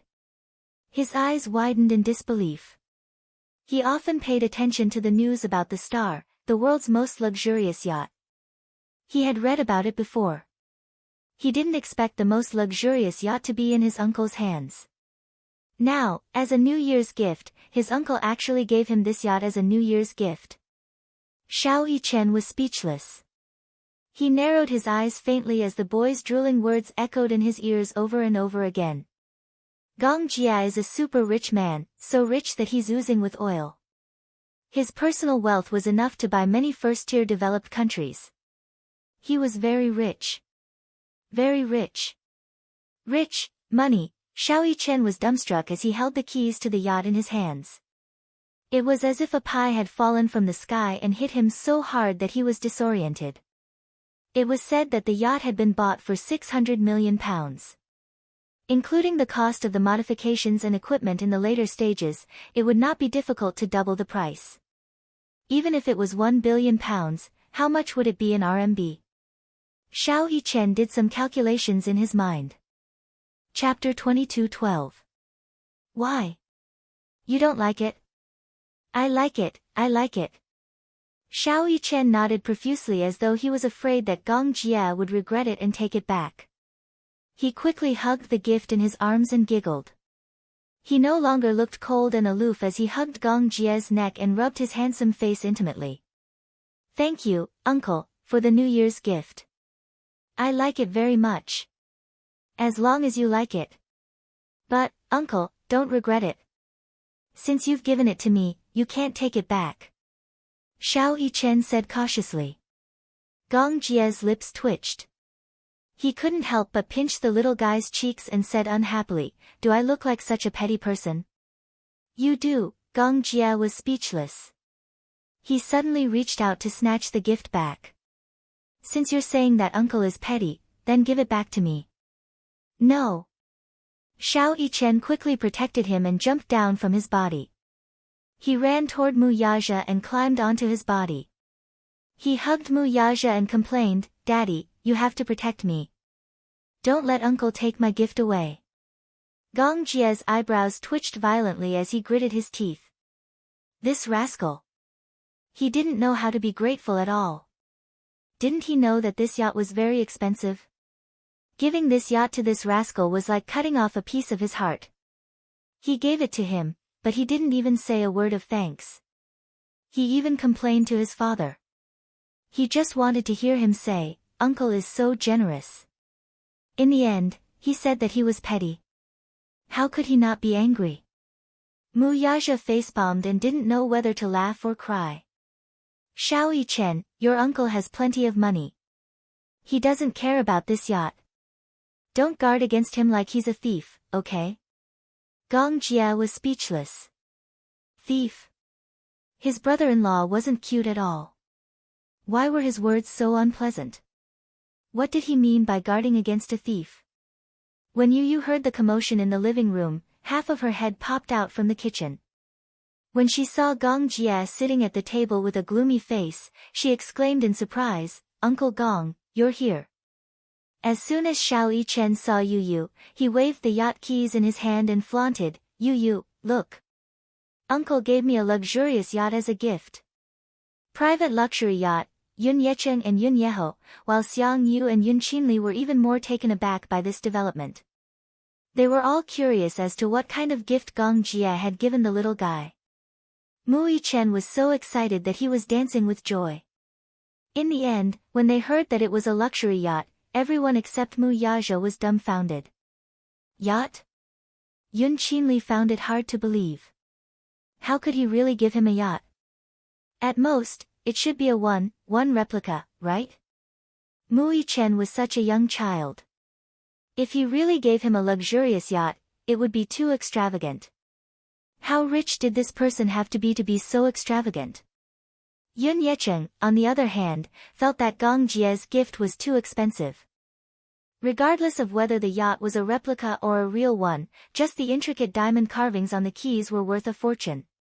Was such a gift not a little too expensive for a child? Yu Yu shuddered when she heard that. Inwardly, she cursed Gong Jie for being so extravagant as to give Xiao Yichen a yacht.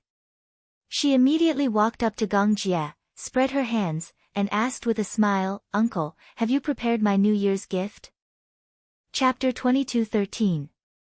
Gong Jie glanced at Yu Yu, only to see that the little guy was looking at him with sparkling eyes, as though he was looking at a rich old man. He spat out a mouthful of blood. Gong Jie couldn't help but feel hurt. He clutched his chest and said sadly, "I prepared gifts for you, but I'm being called stingy." "Yu Yu, hurry up and comfort my hurt heart." Upon hearing this, Yu Yu immediately walked over, climbed onto his lap, and sat on his lap. His tender little hand gently stroked his chest as he consoled him seriously, "Good boy, don't be angry, don't be angry. Uncle, don't stoop to his level. He hasn't seen the world, but I have. I know that you're rich and generous, so I won't call you stingy." Yu Yu's gentle consolation didn't heal Gong Jie at all. Instead, he wanted to vomit blood even more. These two nephews weren't cute at all. Gong Jie said stiffly, "I didn't prepare a gift for you." "Why?" Yu Yu bit his tender little lips in grievance. He pointed at Xiao Yichen and complained, "You gave him a luxurious yacht, but you didn't prepare a gift for me." Gong Jie gritted his teeth and grabbed his beautiful chin. He lowered his voice and said, "Little brat, the amount of money under your name isn't any less than mine. How dare you come here and suck my blood?" Yu Yu's expression changed. He smiled slyly and pouted his pink lips. "Because you're my uncle. Why don't you call me Grandpa and I'll give you a yacht?" Gong Jie was speechless. Yu Yu continued, "You have to know that I won't obediently address anyone who comes here just because they're related to me by blood. Uncle, don't pretend to be obedient after getting such a good deal. If you don't prepare my gift today, he. This is my territory. Be careful, or I'll make things difficult for you." Pretending to be obedient after getting such a good deal? Gong Jie was so angry that he almost choked. "I'll call you Grandpa, and you'll give me the ancient castle that you bought from the auction. How about that?" "Sure, call me that if you dare." Gong Jie immediately called out, "Grandpa." Yu Yu was speechless. The little kid's face turned green. He said fiercely, "How shameless." Gong Jie playfully stuck his tongue out. Then, he rubbed his head lovingly and smiled. "All right, I won't tease you anymore. I've also prepared a New Year's gift for my son." "What gift?" Gong Jie whispered into his ear, "Haven't you been eyeing Victoria Island, which I bought last year?" I'll give it to you." "Of course, you, of course. Gong Jie hummed in response. "Are you touched? Uncle is so generous. I love you so much." Yu Yu hugged his shoulders and cheered excitedly, beaming from ear to ear. Gong Jie said proudly, "Aren't you going to express your gratitude to Uncle?" Without hesitation, Yu Yu lifted Gong Jie's chin with one hand. His tender little face slowly inched closer to his handsome face. Then, he gracefully kissed his thin lips and said, "Thank you." This was his way of expressing intimacy with Yun Shishir. It had become a habit. However, Gong Jie was shocked by this intimate kiss. He widened his eyes and touched his lips with his fingers. He was a little surprised. Yu Yu, you're taking the opportunity to molest me," Gong Jie complained. Chapter 22:14. Gong Jie retorted coldly, "So, your way of thanking me is to steal my first kiss?" Tired face. Yu Yu sucked in a breath of cold air. His eyes widened in shock as he stared at him in disbelief. Clearly, he was doubtful of his words. "So," Yu Yu suddenly inched closer to him and said teasingly, "Uncle is still a pure and innocent little virgin?" *T. Gong Jie's face turned red. He was so embarrassed that he looked like he was about to bleed. He said in all seriousness, Uncle has been on the battlefield since he was young.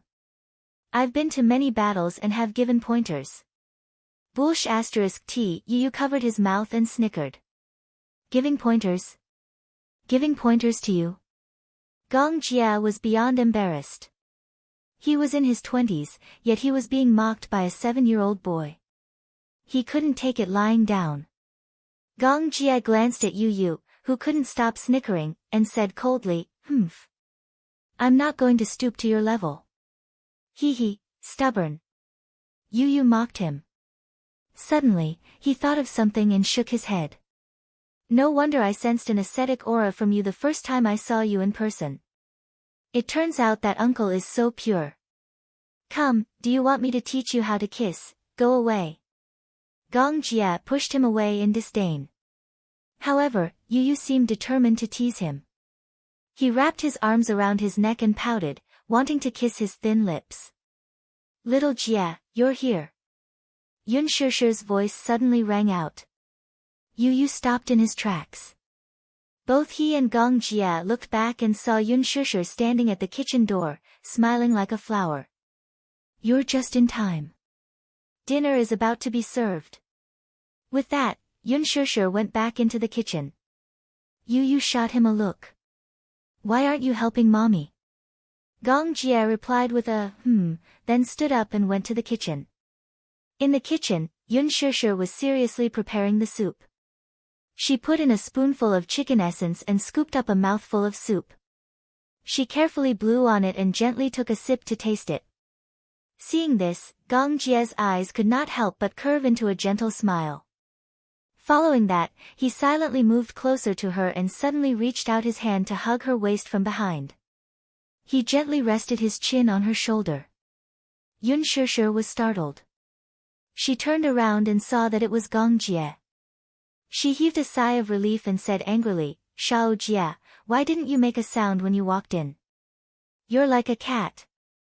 That's because big sister is too focused. Gong Jia glanced at her hand. Are you making soup? Yes. Do you want to try the pork rib soup? Gong Jia nodded, looking very expectant. Just as Yun Shishir was about to start, Gong Jia suddenly reached out and held her hand. He took a small spoonful from the spoon in her hand and gently took a sip. Suddenly, his eyes lit up unexpectedly. Not bad. What do you mean not bad? Yun Shishir protested, Hey. Aren't you underestimating me? Is my cooking as bad as you think? I've never tried your cooking before. This is probably the first time, right? Yun Shishir was the most annoyed. What do you mean by the first time? I used to cook noodles for you when we were young. Gong Jia broke out in a cold sweat and said coldly, Instant noodles count? Why doesn't instant noodles count? You don't even know how to cook instant noodles. Gong Jia was speechless. Please, that was because he was lazy. Gong Jia said again, Give me a piece of pork rib to try. Chapter 22:15. Yun Shishir nodded and carefully picked up a piece of pork rib with her chopsticks. She carefully held it in her hands and blew on it gently, afraid that the pork rib would scald him. Be careful, it's hot. Gong Jia was envious and was about to take a bite out of it. Suddenly, a broad palm appeared out of nowhere and pushed him to the side. Before Yun Shishir could react, she saw a tall figure slowly approaching from the corner of her eye. Mu Yaja had entered the kitchen and pushed Gong Jia aside. He calmly held Yun Shishir's wrist and naturally put the pork rib into his mouth. Yun Shishir's lips twitched.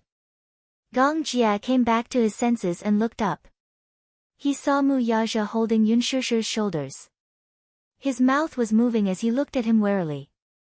When did he come in? Recalling the push just now, it must have been this fellow. Mu Yaja saw Gong Jia enter the kitchen and quickly followed him. When he reached the entrance of the kitchen, he saw a certain man openly holding his woman's waist and leaning his head on her shoulders. Although this man was his legitimate brother-in-law, he found this scene extremely annoying no matter how he looked at it. Hence, just when Yun Shishir was about to feed him the pork rib, Mu Yaja walked over and pushed Gong Jia away. He leaned forward and pulled Yun Shishir into his arms as if declaring his sovereignty. When Gong Jie saw this, he narrowed his eyes slightly and snorted coldly. "Brother-in-law, what are you doing?" Mu Yaja said righteously, "I'm here to help." Help? Who would believe that? He obviously didn't want to see him being too intimate with his sister. Gong Jie gritted his teeth. This was the reason why he didn't want his sister to get married. Out of nowhere, another man appeared in his sister's world and fought with him for his sister's love. More importantly, this fight was perfectly justified. He had no room to refute. Gong Jie felt particularly unbalanced. He glanced at Mu Yaja, only to see him sizing him up as if he was looking at an invader. The two men glared at each other like tigers eyeing their prey. In the air, electric currents couldn't help but collide. Like electric sparks, they faced off in an invisible confrontation. Yun Shishir broke out in a cold sweat. She picked up 2 pieces of pork ribs with her chopsticks and stuffed them into each of their mouths. Then, she pushed the 2 of them out. "Go back to your seats and sit down. Don't get in the way here." "Madam, sister," bang. The kitchen door slammed shut. The 2 men were given the cold shoulder at the same time. They resentfully turned their faces and looked at each other in disgust. Yu Yu and Xiao Yichen sat at the side, the corners of their lips twitching. Then, they looked at each other and gave each other a look. The 2 little fellows walked over and each of them hooked their arms around a man's arm. Xiao Yichen hooked her arm around Mu Yaja's arm and pushed him back to the table. She urged, "Daddy, stop messing around. You're going to be a burden if you go to the kitchen to help. Be good and sit down." Yu Yu pulled Gong Jie to sit opposite Mu Yaja and reminded him, "Uncle, be good and sit down. Dinner will be served soon." With that, the 2 little fellows hooked their arms around each other's shoulders and went into the kitchen to help. Chapter 22:16.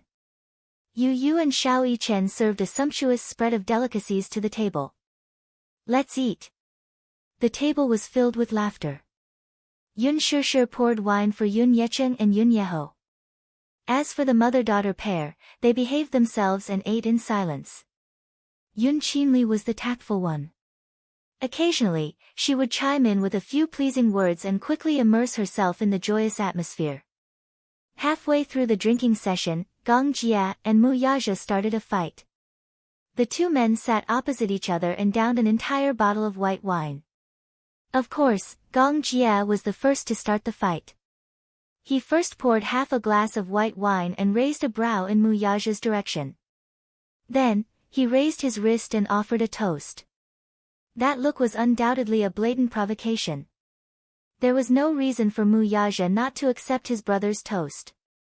After all, he was the older one. Besides, how could he have stage fright when his brother-in-law offered a toast?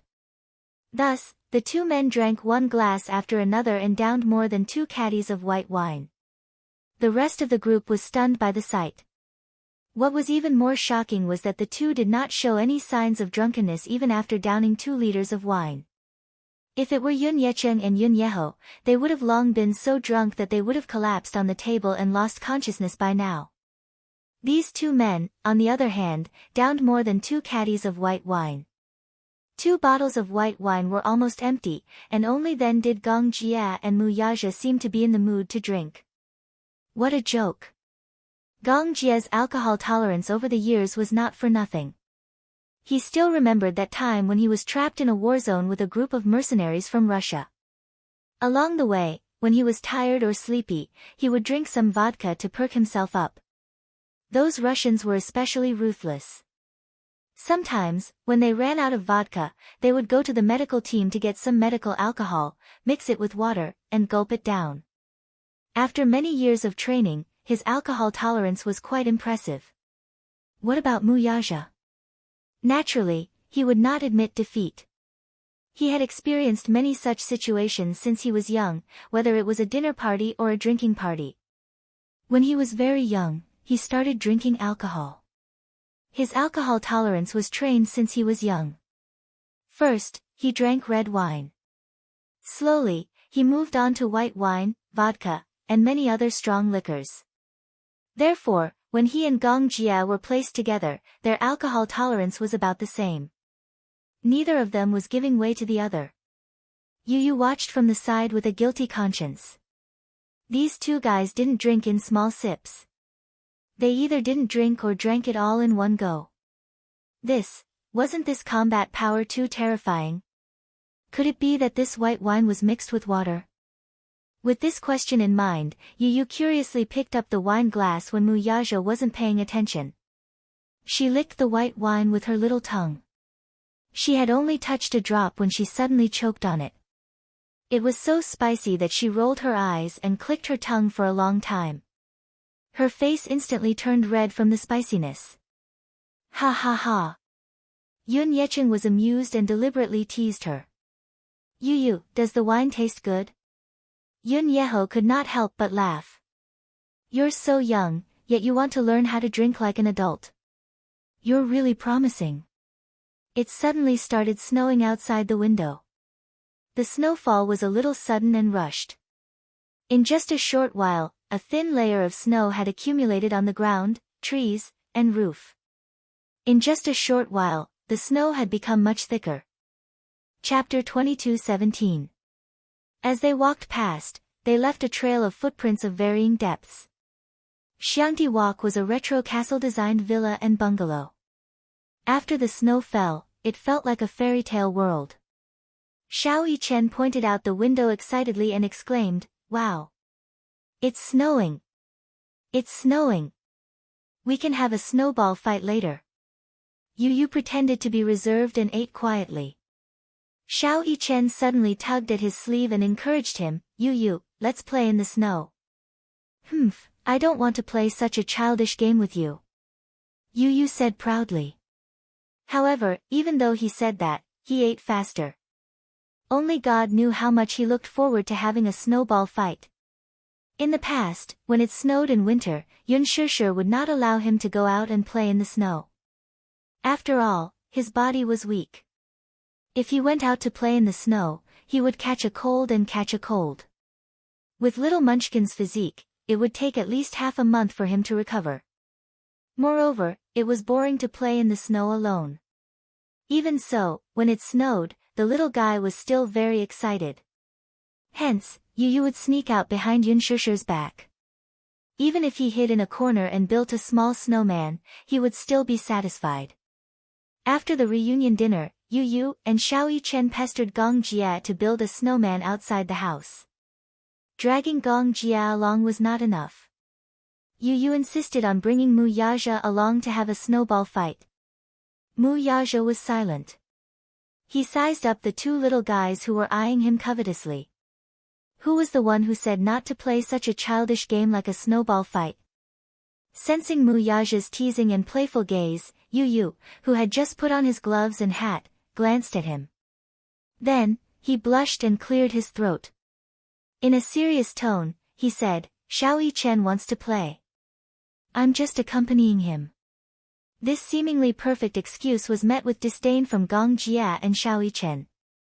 Xiao Yichen said in disdain, "Yu Yu, I think you want to have a snowball fight too. If you want to play, just say it." "What do you mean by playing with me?" Yu Yu's face turned even redder. "Shut up. Who said I wanted to play? Weren't you the one who kept encouraging me to have a snowball fight? Didn't I do it to accompany you? What a pretentious excuse." Xiao Yichen blurted out an idiom. "You obviously want to play." "Who said so? I'm just playing with you." "It's you who wants to play." Just like that, the two little guys bickered and led Gong Jia and Mu Yaja out to play in the snow. Yun Shishir couldn't help but worry. Yu Yu and Xiao Yichen knew their limits. Mu Yaja and Gong Jia wouldn't turn a simple snowball fight into a bloody war, would they? She couldn't help but shudder. Yun Yecheng and Yun Yeho were already half drunk. Yun Shishir helped them up to the guest room on the second floor to rest. When she went downstairs, she saw Xiang Yu standing at the staircase, looking at her uneasily as if she had something to say to her. "Auntie, is something the matter?" Sure, it's like this. Chapter 22:18. I don't have enough red packets for the children this year, but I'll definitely make up for it next year. Yun Shishir was stunned for a moment before her lips curled up. Red packets are just a way to express our sincerity and happiness. Don't take it to heart. I'm already very touched that you're so understanding. As she spoke, she suddenly sized her up cautiously and asked in a roundabout manner, Shishir, did your father buy this villa? Yun Shishir shook her head and smiled. My husband bought this villa. He originally planned to use it as our wedding home, but he said that it's too stingy to use it as a wedding home. Her nonchalant words set off waves of shock in Xiang Yu's heart. Yun Qinli and Yun Qingmiao, who were sitting at the side, also pricked up their ears to eavesdrop on the couple's conversation. When they heard Yun Shishir casually say that this villa was too stingy to use as a wedding home, they could not help but feel envious. This villa was small. It was more than 300 square meters in size, not including the 2 basement floors. With 4 floors and a small attic, there were a total of 8 rooms. It would not be a problem for 4 generations to live under the same roof. How could a newlywed's wedding home be called small? Wasn't her tone a little too arrogant? Yun Qingmiao could not help muttering secretly, what does this brother-in-law do for a living? Why is he so rich? To be able to hold such a grand wedding on a private island, brother-in-law must have a powerful background. Is there a need to ask? With so much money, this villa is nothing to him. Things that are valuable to us are as light as a feather in his eyes, said Yun Qinli. Yun Qingmiao's eyes turned redder as she bit her lower lip hard. Sometimes, some things were really unfair. It was really unfair. How much did Yun Qingmiao yearn for such a villa? It had 4 floors above ground and 2 basement floors, including the attic. It was a spacious villa with a garden, and the luxurious decor was unbelievably beautiful. Such a villa was located on a piece of land where every inch of land was worth its weight in gold. If she wanted to own it, she would not be able to touch it even if she spent her entire life. Yun Shishir, on the other hand, had easily obtained all of this. Why? Wasn't it because she had married a rich husband? If brother-in-law wasn't so rich, with Yun Shishir's standard, how could she afford to live in such a high-end villa area? Yun Qinli was also very jealous. If she could stay in such a villa for a night, she would be very happy. She felt that the girl who lived in such a villa was like a high and mighty princess, elegant and arrogant. However, she could only imagine all of this. You think this villa is too small? Xiang Yu said enviously, this villa is already very big. You two are newlyweds, and it's already very spacious for you two to live together with your 2 children. There's no need to buy more, right? The new house has already been decided.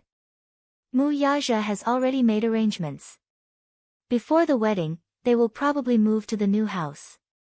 New home. When Xiang Yu heard this, her eyes widened slightly. She asked curiously, has your new home been decided? Yes. Where? Cloudy Mountain Shuri. Cloudy Mountain Shuri. Yun Qingmiao suddenly stood up in agitation. Yun Qinli glanced at her and found her agitation abnormal. What's wrong? Chapter 22:19. Surprised, Xiang Yu asked, how did you know? Yun Qingmiao replied, because I know a celebrity who's staying there. I heard that she spent hundreds of millions to buy a mansion in Yunshan Shuri. Some reporters snuck into the villa and took a few shots. It's really beautiful. Hearing this, Xiang Yu was speechless. Yun Shishir curled her lips expressionlessly and said, Yunshan Shuri is a property that Yaja personally developed. Since this villa has a special meaning to him, we probably won't be moving after we move in. Yunshan Shuri was located on a mountain with excellent feng shui. The environment was elegant and charming, and the scenery was picturesque. Previously, the Mu Group had spent a huge sum of money to pave a mountain road for ease of transportation. Now that the underground tunnel was about to be completed, it should be much more convenient to travel from the city. Xiang Yu pressed, what about the villa here? It's probably, vacant for the time being. Vacant? Xiang Yu bit her lip regretfully and sighed. It's such a pity for such a beautiful villa. Actually, there was a hidden meaning in her words. She was hinting to Yun Shishir that it would be a pity for such a beautiful villa to be vacant and unoccupied. It was not for sale or rent. Since it was vacant, it was better for them to live in it. This way, they could save a sum of money on rent, right? However, Xiang Yu was tactful and could not say this out loud, lest she appear too thick-skinned. Hence, she could only beat around the bush and remind Yun Shishir to take the initiative to invite them to move into the villa. Yun Shishir was smart enough to understand what Xiang Yu meant, but she pretended not to understand and smiled. He has many properties under his name, and most of them are vacant. He might auction off a few of them in the future. Yun Qinli suddenly asked curiously, Sis Shishir, what does brother-in-law do for a living? He's also rich. With so many properties under his name and such a huge villa, his net worth should be hundreds of millions, right? Yun Shishir only smiled and turned around to clear the table. Xiang Yu glared at them. In front of Yun Shishir, she pretended to be exasperated and said, Qingmiao, Qinli, learn more. Don't just be envious of how happy Shishir is now. She also suffered a lot back then. Now that her life is better, it's all because she has a good eye for people and married such an outstanding person like your brother-in-law. So, when you guys are dating, keep your eyes open and find a good match. In the future, you can live a good life like Shishir. Yun Shishir's movements suddenly stiffened. On the surface, Xiang Yu's flattering words fell into her ears, but they were especially unpleasant. What she was implying was that the reason she could live such a good life was all because of men. But what made her uncomfortable was that she made it sound as if she had chosen to marry Mu Yaja because of his wealth. But in reality, no matter if it was poor, rich or poor, even if it was just a small house, she would be satisfied. The definition of home was not how big it was. Instead, it was home where she could see the person she loved and live in harmony and warmth. That was her ideal home. Yun Qingmiao and Yun Qinli were still saying enviously, Sis Shishir is so lucky to be able to meet such a perfect man like brother-in-law. Chapter 22:20. Yun Shishir turned around and smiled sweetly all of a sudden. I'm indeed very lucky. The man I love loves me back. This is a blessing that many people can only wish for. How can love alone be enough? Love is important, but material things are also indispensable. Yun Qingmiao said matter-of-factly. As the saying goes, all things are sad for a poor couple. When looking for a man, it's better to pick one with good qualities. Her mother chimed in. Shishir, look, Qingmiao isn't young anymore. She's older than you. Your child is already 7 years old, but she's still single. Why don't you take a look and introduce a good man to us? Yun Qingmiao stomped her feet in embarrassment. Mom! What are you talking about? Despite her coquettish expression, she was actually looking forward to it. Putting everything else aside, just any one of Mu Yaja's circle of friends was a suitable candidate. If she could hook up with a man of noble status like Mu Yaja, she would not have to worry about food and clothing for the rest of her life. She would be able to live a life of luxury just like Yun Shishir. Yun Qingmiao's plan was shrewd and ruthless. Yun Shishir, however, merely smiled and said, it's not difficult to find a man with good qualities. Yaja's friends are all very outstanding. That's pretty good. Her mother said excitedly. Shishir, you have to help us. It'll be even better if you can matchmake him and introduce him. The point is. Yun Shishir suddenly hesitated. The point is? Yun Qingmiao and Xiang Yu stared at her nervously. Yun Shishir said venomously, the point is that even if you like him, he might not like you. Yun Qingmiao was dealt a heavy blow. Her face turned ashen as she clenched her fists tightly and bit her lip indignantly. Xiang Yu asked awkwardly, Shishir, how can you say that? Yun Shishir raised her eyebrows but did not think much of it. She said, he doesn't like just any woman.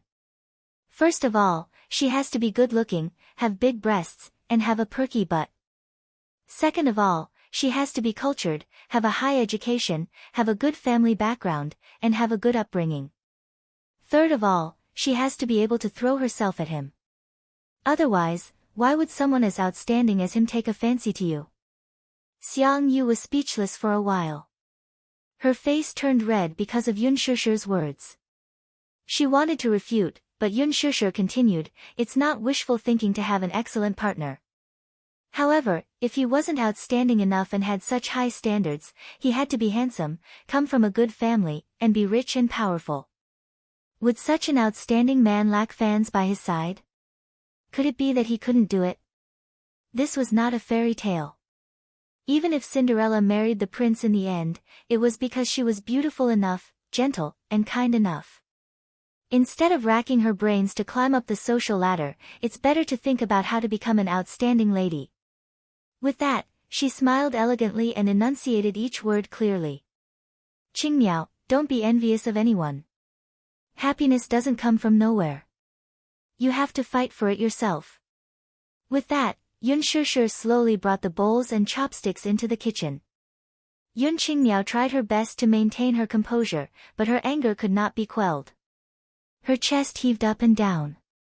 After a moment of silence, she lowered her voice and said, ridiculous. You married a rich man, yet you don't allow others to have such thoughts. Chapter 22-21.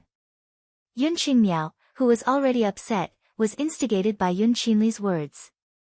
With nowhere to vent her anger, she could not help raising her voice. Didn't she say that women should be independent? What about me, though? Didn't I rely on my brother-in-law to live such a good life? Would she be able to live in such a beautiful villa on her own? Can I have so many beautiful clothes to wear? Don't you rely on your man? Why are you indirectly mocking me for wanting to marry into a good family? Am I not worthy of marrying into a rich family? In the kitchen, Yun Shusher frowned when she vaguely heard Yun Qingmiao's disgruntled mutterings. The biggest conflict between women was jealousy. She was not angry at all, though. The only reason others were jealous of her was that she was outstanding and lucky enough. Moreover, Yun Qingmiao was right. Mu Yazhe had indeed sacrificed a lot for her. Everything she had, including Yu Yu, was a blessing bestowed upon her by this man. She was grateful and cherished it from the bottom of her heart. Perhaps, in the past, she felt a little ashamed of her inferiority when she stood in front of him. She worked hard to become more outstanding so that she could be worthy of him. However, that was only because of her pride. Now, she did not think so much. She believed that women should be independent, but that was before Mu Yazhe existed. God created men and women, and there was no such thing as equality between men and women. Men had more innate advantages over women, be it in strength, ability, or responsibility. Women, on the other hand, were gentler and more delicate than men. The two were interdependent in the first place. Women should be independent, but if a man was outstanding and responsible enough, it was better for them to rely on and trust him with peace of mind. Women yearned for such reliance. Men, on the other hand, relied on such reliance. She smiled nonchalantly and turned on the tap to wash the dishes. Yun Qingmiao heard the sound of running water coming from the kitchen, and her emotions became more complicated. She clenched her fists tightly and pursed her lips in grievance. Her mother said, "What do you know? This is called a sense of superiority. Shusher's life is better now. She married a good husband, entered a rich family, and has a pair of adorable xiaobao. This is a classic example of a mother relying on her children to rise in status, but I think she won't be able to enjoy such blessings for long. She's no different from those nouveau riches when she's so arrogant. Isn't she just a little lucky?" Yun Qinli added, "Poor us, we can only be envious. Mom, look, we're here to be bullied. She may seem low-key on the surface, but isn't she just flaunt in disguise? She's just saying that to show us how outstanding she is." Her mother Qinli. "Okay, don't let her hear you." Yun Qingmiao grumbled unhappily, "That's how it is." Qinli didn't say anything wrong. She even said something like, "Why would someone so outstanding like you? Why don't you take a look at yourself? Brother-in-law is so outstanding, why would he like her? Because she's Yun Shusher." Mu Yaja's cold voice was suddenly heard from the door. The mother-daughter trio jerked their heads up in shock, only to see Mu Yaja at the door. Chapter 22-22. Originally, the door was left ajar and was not closed at all. The two lads were having fun playing in the snow outside. Now that the snow was getting heavier, Gong Jia teamed up with the two lads to have a snowball fight. In the end, they were beaten by Xiao Yichen, whose fighting prowess was off the charts.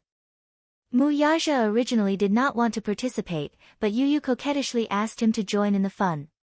He and Mu Yaja would be on the same team, while Xiao Yichen and Gong Jia would be on the same team. Gong Jia was satisfied with that and encouraged him to join in as well. Mu Yaja simply decided to come back to get a pair of gloves and join the battlefield. However, just as he reached the door, he heard the trio's discussion.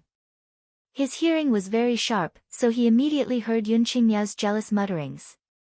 Thus, he stood at the door and coldly sized them up. He did not hide his disgust at all. The trio saw him standing at the door as if he had heard all their complaints about Yun Shusher. For a moment, they felt extremely embarrassed. Yun Qingmiao, in particular, stood up nervously and looked at him in trepidation.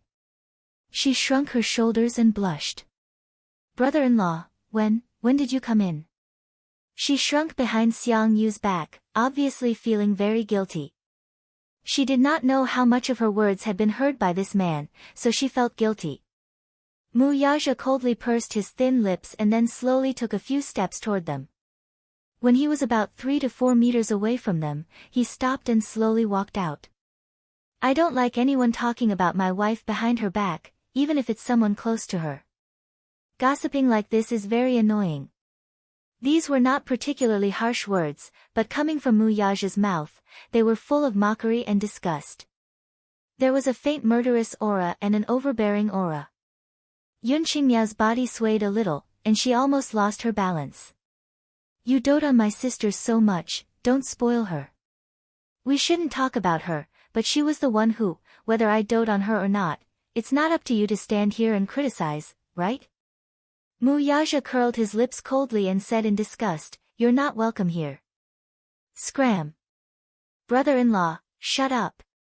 Mu Yaja's cold and indifferent eyes fell on them, his tone not allowing them to object. Feeling guilty, Yun Qingmiao swallowed the words that were about to rush out of her mouth. She took a deep breath and looked at the tightly shut kitchen door. She did not know where the courage came from, but it could be due to extreme jealousy or displeasure in some aspect. But she snapped, "Why should I? Wasn't this too unfair?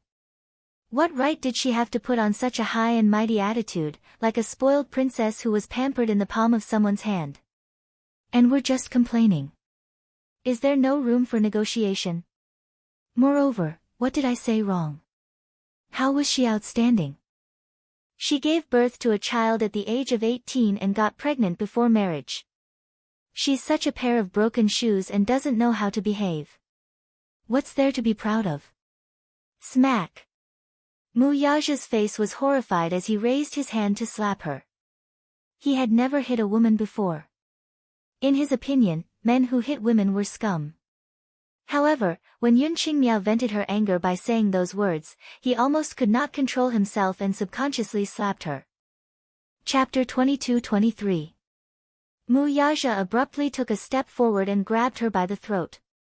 His palm was so wide and big that it was almost perfect for him to choke her. Just a slight squeeze, and her face changed. Her face flushed red, and the veins on her forehead were faintly bulging. Let go. The man's strength was truly terrifying. It was as if he could break her throat in the next second if he exerted a little more force. Under his grip, a suffocating feeling that could destroy heaven and earth assaulted her. She felt as if she was a tiny ant, and no matter how hard she struggled, she could not break free from his grip. Help! She could feel that the man was exerting a lot of force, as if he wanted to strangle her to death. Xiang Yu was taken aback by this sudden turn of events. She was stunned for a few seconds before she came back to her senses. She hurriedly went up to Yun Qingmiao, trying to free her from the man's grasp. However, she seemed to have underestimated the strength of Mu Yaja's grip. She begged for mercy while trying to pry off his hand with her fingers, but the man's fingers were like steel nails that were tightly wrapped around her neck. No matter how hard she tried, they would not budge. Yun Qinli, too, panicked. She stood aside in shock, her face ashen like a wax statue. Let go. I beg you. You'll kill me. The kitchen door suddenly opened. Yun Shishir walked out. She was not surprised to see this scene. In fact, she was unusually calm. She watched in silence for a long time until Yun Qingmiao looked like she was about to faint. She then walked forward and held Mu Yaja's wrist, saying gently, "Don't be angry. Let go." Mu Yaja still refused to let go. "Be good." Yun Shishir tiptoed and gently pecked him on the cheek. Mu Yaja let go of his hand abruptly. Yun Qingmiao's body broke free from the restraint at once, and due to the inertia of gravity, she fell limply to the ground. She had just fallen to the ground, clutching her neck and coughing crazily. Her entire face was red all the way to her neck, and her eyes felt like they were about to pop out. Just as she was coughing non-stop, someone suddenly grabbed her neck again. She raised her head in a panic, only to meet Yun Shishir's cold eyes. Yun Shishir grabbed the woman's collar with one hand and lifted her up from the ground. She did not know where she got her strength from, but with one hand holding the woman, she used the other to give her a tight slap. Bang! A thunderous sound was heard. Yun Qingmiao was completely dumbfounded by the slap. Her eyes turned red and her lips trembled as she felt wronged. I've always been very courteous to you. Because you're half my family, I've taken good care of you. But I seem to have overestimated myself. If you treat a dog well, the dog will wag its tail and beg for mercy. But what about you? You're worse than a dog. Xiang Yu felt humiliated and called out in disappointment, Shishir. How can you say that? What do you mean you're worse than a dog? Isn't that so? Chapter 22-24. With that, Yun Shishir flung Yun Qingmiao away. Yun Qingmiao stumbled a few steps backward and bumped into Yun Qinli. Tears rolled down her cheeks. They thought that Yun Shishir was made of water and could be molded into any shape they wanted, but this was the first time they saw her angry. It was so scary. Why aren't you getting lost? Yun Shishir reminded her coldly. Yun Qingmiao's shoulders heaved a few times. In a fit of anger, she picked up her bag and ran out of the door. Qingmiao. Xiang Yu chased after her and shouted. She exchanged glances with Yun Qinli before carefully sizing up Mu Yaja. Feeling awkward, she could not care less and chased after her with Yun Qinli. Stop right there. Xiang Yu stopped abruptly and turned around. Yun Shishir said expressionlessly, I'm warning you, don't harass my family in the future, including Uncle Yeho. Also, keep your mouths shut when it comes to my matters. Otherwise, I won't be so nice. The house quieted down at once. Just as Yun Shishir turned around, the man grabbed her arm and pulled her into his embrace. Little thing, why are you so fierce all of a sudden? Mu Yaja was in a good mood as he ravaged her little face lovingly. When she flared up earlier, he unexpectedly found her adorable. It was rare to see her lose control like this. She was probably angry. Yun Shishir, as if coaxing a child, Mu Yaja gently stroked her hair and coaxed her. Don't be angry anymore. Be good, Yun Shishir broke out in a cold sweat and pushed him away abruptly. Hey, are you coaxing me like I'm a puppy? Yu suddenly ran into the house and stood at the door. She asked suspiciously, Mommy, what happened just now? I saw the old witch and two little witches leave in a huff. Suddenly thinking of something, Yu's face darkened. She asked suspiciously, did those three bad people bully Mommy? Yun Shishir's lips twitched. Feeling that the father and son were spoiling her like a child, she pushed Mu Yaja toward the door. All right. The bad people have been chased away by Mommy. Be good and go have a snowball fight. Mommy, Yu suddenly looked at her father sympathetically and said kindly, if you want to have a snowball fight, at least give Daddy a pair of gloves, right? Yun Shusher's face faces she stuck out her tongue. Mommy's right hand. She ran to the cloakroom and took out a pair of gloves. She walked out and put them on for him as she urged, all right, go now. Mommy's afraid of the cold, so I won't play with you. Daddy will play with you. With that, Yun Shusher added, we'll come back to make dumplings together later. Yu glanced at Yun Shusher's nonchalant expression and felt reassured. She stuck her tongue out and said, all right, Mommy will prepare the filling for the dumplings first. We'll make dumplings together later. With that, he held Mu Yaja's hand impatiently and ran out of the house. Yun Shusher returned to the kitchen and put the clean dishes into the dishwasher. She took off her apron and walked to the balcony. Leaning against the window, she silently looked out at the courtyard. From her angle, she could observe the battle. Chapter 22-25. In the courtyard, the four of them were divided into two teams. Yu and Mu Yaja were in one team, while Gong Jia and Xiao Yichen were in the other team. However, no matter how one looked at it, Xiao Yichen's team was more powerful. Gong Jia smiled sinisterly and shook Xiao Yichen's hand. Then, the uncle and nephew looked at the other team and said ruthlessly, you're finished. Be careful not to get destroyed by us. However, Yu refused to admit defeat and said, Uncle, don't underestimate my and Daddy's fighting skills. Don't say ruthless words first. In the end, you'll be defeated by Daddy and me. Yun Shusher burst out laughing when she heard this. In a short while, Yu and Mu Yaja worked together to build a trench and build a sturdy fortress with snow. It was undeniable that Yu had a talent for snowball fights. When he was building the fortress, he even knew that snow alone was not sturdy enough. Hence, he found some discarded bricks from somewhere and built a small fortress. Then, he covered it with snow. Mu Yaja's eyes were wide open as he watched from the side. Yu said disdainfully, Daddy, why are you standing there like a fool? Prepare the ammunition. Mu Yaja scoffed at his father's disdain.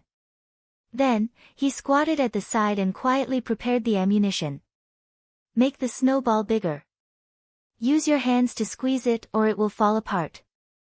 After Yu finished building the fortress, he squatted on the ground and started to make the snowball. Then, he started to talk about the battle strategy. Later on, I'll be in charge of defense and producing the ammunition. You'll be in charge of the attack. Mu Yaja nodded obediently like an obedient soldier.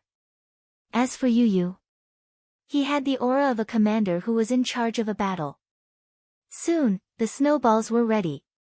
Yu continued, don't be reserved when you have a snowball fight. Don't have the burden of being an idol. Attack them crazily until they kneel and beg for mercy. Mu Yaja imagined Gong Jia kneeling in front of him and begging for mercy. Suddenly, a strange smile appeared on his face. Okay, let's fight. Gong Jia hadn't finished building his fortress yet. Although Xiao Yichen was a fierce fighter, he was clumsy when it came to work behind the scenes. Compared to Yu, who was the king of craftsmanship, what about Gong Jia? It wasn't any better. Yu had already made the snowballs, but they had only built half of the fortress. While the uncle and nephew were still figuring out how to build the fortress to be strong enough, Mu Yaja and Yu's first wave of attacks had already arrived. A solid snowball smashed into Gong Jia's head with a dong sound. Ouch! Gong Jia screamed and fell to the ground. Little Yichen was flabbergasted. Usually, when a snowball smashed into a person's body, it would scatter and turn into broken snow. However, Yu and Mu Yaja had figured out that during a snowball fight, the snowball had to be squeezed tightly to remove the moisture from the snow. Mu Yaja had a lot of strength in his hands. A snowball was squeezed into an ice ball and smashed onto Gong Jia's head, but it didn't shatter. It was obvious how strong it was. Such a snowball would hurt the most when it hit a person's body. It was like a hard rock. Gong Jie held his head and got up from the ground. Mu Yaja threw 2 more snowballs at him. He seemed to be aiming accurately. All 3 snowballs hit Gong Jie's head without missing a target. Chapter 22-26. Gong Jie howled again as he suffered 3 consecutive critical hits and fell to the ground. Yu Yu laughed maniacally and said humiliatingly, "Uncle, you're a weakling." Yun Shishir couldn't hold it in anymore and laughed as well. Weakling? Gong Jie got up from the ground angrily. Perhaps he was too agitated, so he grabbed a ball of snow from Mu Yichen's unfinished fortress. He squeezed it slightly and threw it at Mu Yaja. Mu Yaja moved elegantly and dodged it nimbly. The snowball smashed onto Yu Yu's body and shattered immediately. It didn't hurt at all. Mu Yichen said pitifully, "Uncle, don't touch my fortress." Smack! Gong Jie hit his head in disappointment and said gloomily, "They're already at our door. Why are you still building a fortress? Let's start fighting." Xiao Yichen gave up on the fortress and stopped defending. He grabbed a snowball from the ground and threw it at Mu Yaja. The uncle and nephew sent snowballs flying at Mu Yaja one after another. The flames of war spread. Yu Yu went back to the fortress and started to make snowballs continuously. Then, he sent them to the battlefield continuously. He cheered for Mu Yaja loudly, "Daddy, go. Kill them." Mu Yaja went all out as he attacked the pair of uncle and nephew. Yu Yu's snowballs were of excellent quality. They had strong attack power and increased the critical hit attribute. Seeing this, Yun Shishir laughed so hard that her stomach hurt. How were those snowballs? They could be considered ice balls, right? Xiao Yichen and Gong Jie's fighting skills were top-notch, especially Gong Jie. After all, he was an adult and his skills were on par with Mu Yaja's. With Xiao Yichen's help, they were equivalent to half of Mu Yaja's fighting skills. The 2 of them cooperated well and attacked together. However, both of them were on the front line and lacked ammunition. The 2 of them were evenly matched. Yu Yu watched the battle and made snowballs at the same time. He was overjoyed. Yun Shishir couldn't help but feel sorry for Yu Yu. Then, she smiled in relief. Putting aside those annoying matters from just now that he had calmed down and watched the family of 4 make a mess in the courtyard, a kind of peaceful happiness arose spontaneously. Yu Yu hadn't played so happily in a long time, right? When he was a child, every time it snowed in winter, many children would run out of the house to have snowball fights. In the past, at this time, the little guy would lie on the window and watch with envy and yearning. However, because of his health, he was ordered to stay at home. Therefore, he could only envy. However, it was different now. With Gong Jie, Xiao Yichen, and Mu Yaja as his playmates, he probably wouldn't feel lonely this winter. In the courtyard, the smoke of gunpowder filled the air and the flames of war raged on. Gong Jie and Little Yichen fought side by side in a ferocious battle. Mu Yaja, too, went all out. He was actually on par with the 2 of them alone. The 4 of them had a strong desire to win. Even though it was just a game, they gave it their all and didn't hold back at all. Xiao Yichen saw that his father couldn't win, so he quickly aimed at Yu Yu. Hence, he picked up a snowball and attacked Yu Yu. Chapter 22-27. Yun Shishir could not help feeling eager to give it a try. Just looking at it made her excited. Hence, she put on her gloves and scarf and sneaked into the yard. Without thinking, she joined Yu Yu's team. Yu Yu was excited when she saw her mommy. "Mommy, you're here too." "Yeah. Mommy will play with you guys, okay?" "Okay." Gong Jie was competing with Mu Yaja. The 2 tall and burly men were fighting, so they didn't notice Yu Yu's team's reinforcements. Yun Shishir picked up a snowball and threw it at Gong Jie. The snowball hit Gong Jie's neck. As he wasn't wearing a scarf, the snowball entered his collar with a whoosh. The frozen snowball slid into his clothes and stuck close to Gong Jie's warm skin. Gong Jie was so cold that he almost jumped up. He turned around murderously and saw Yun Shishir smiling at him. She even beckoned him with her finger.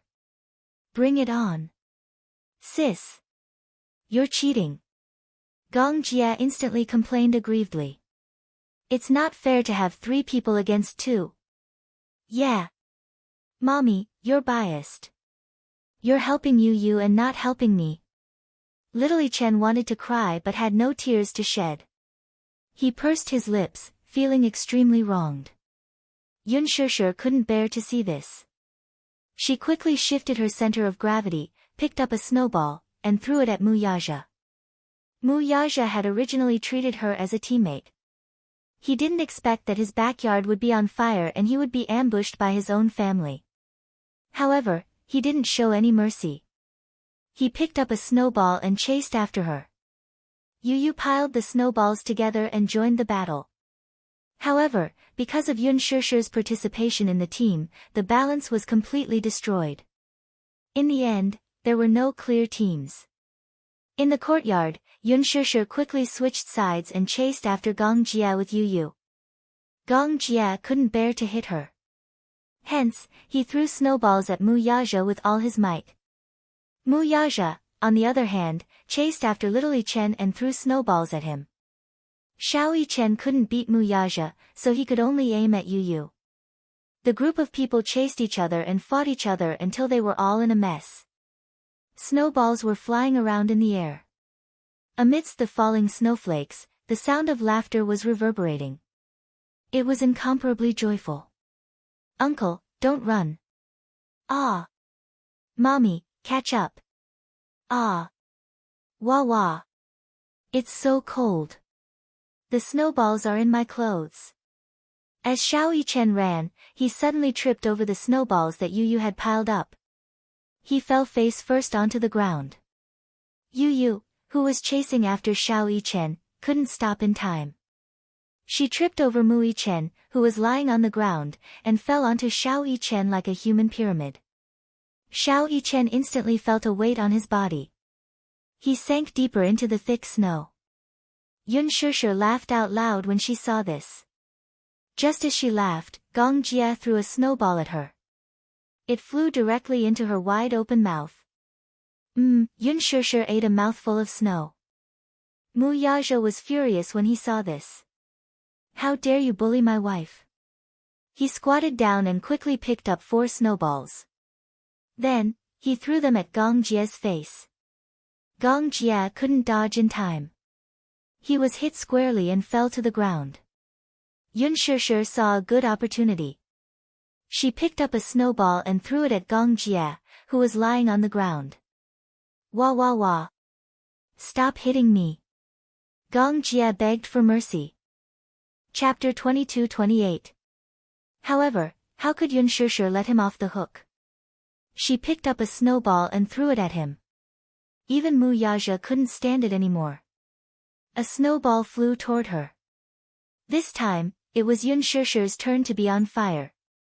She glared at Mu Yaja angrily. Then, the couple started fighting.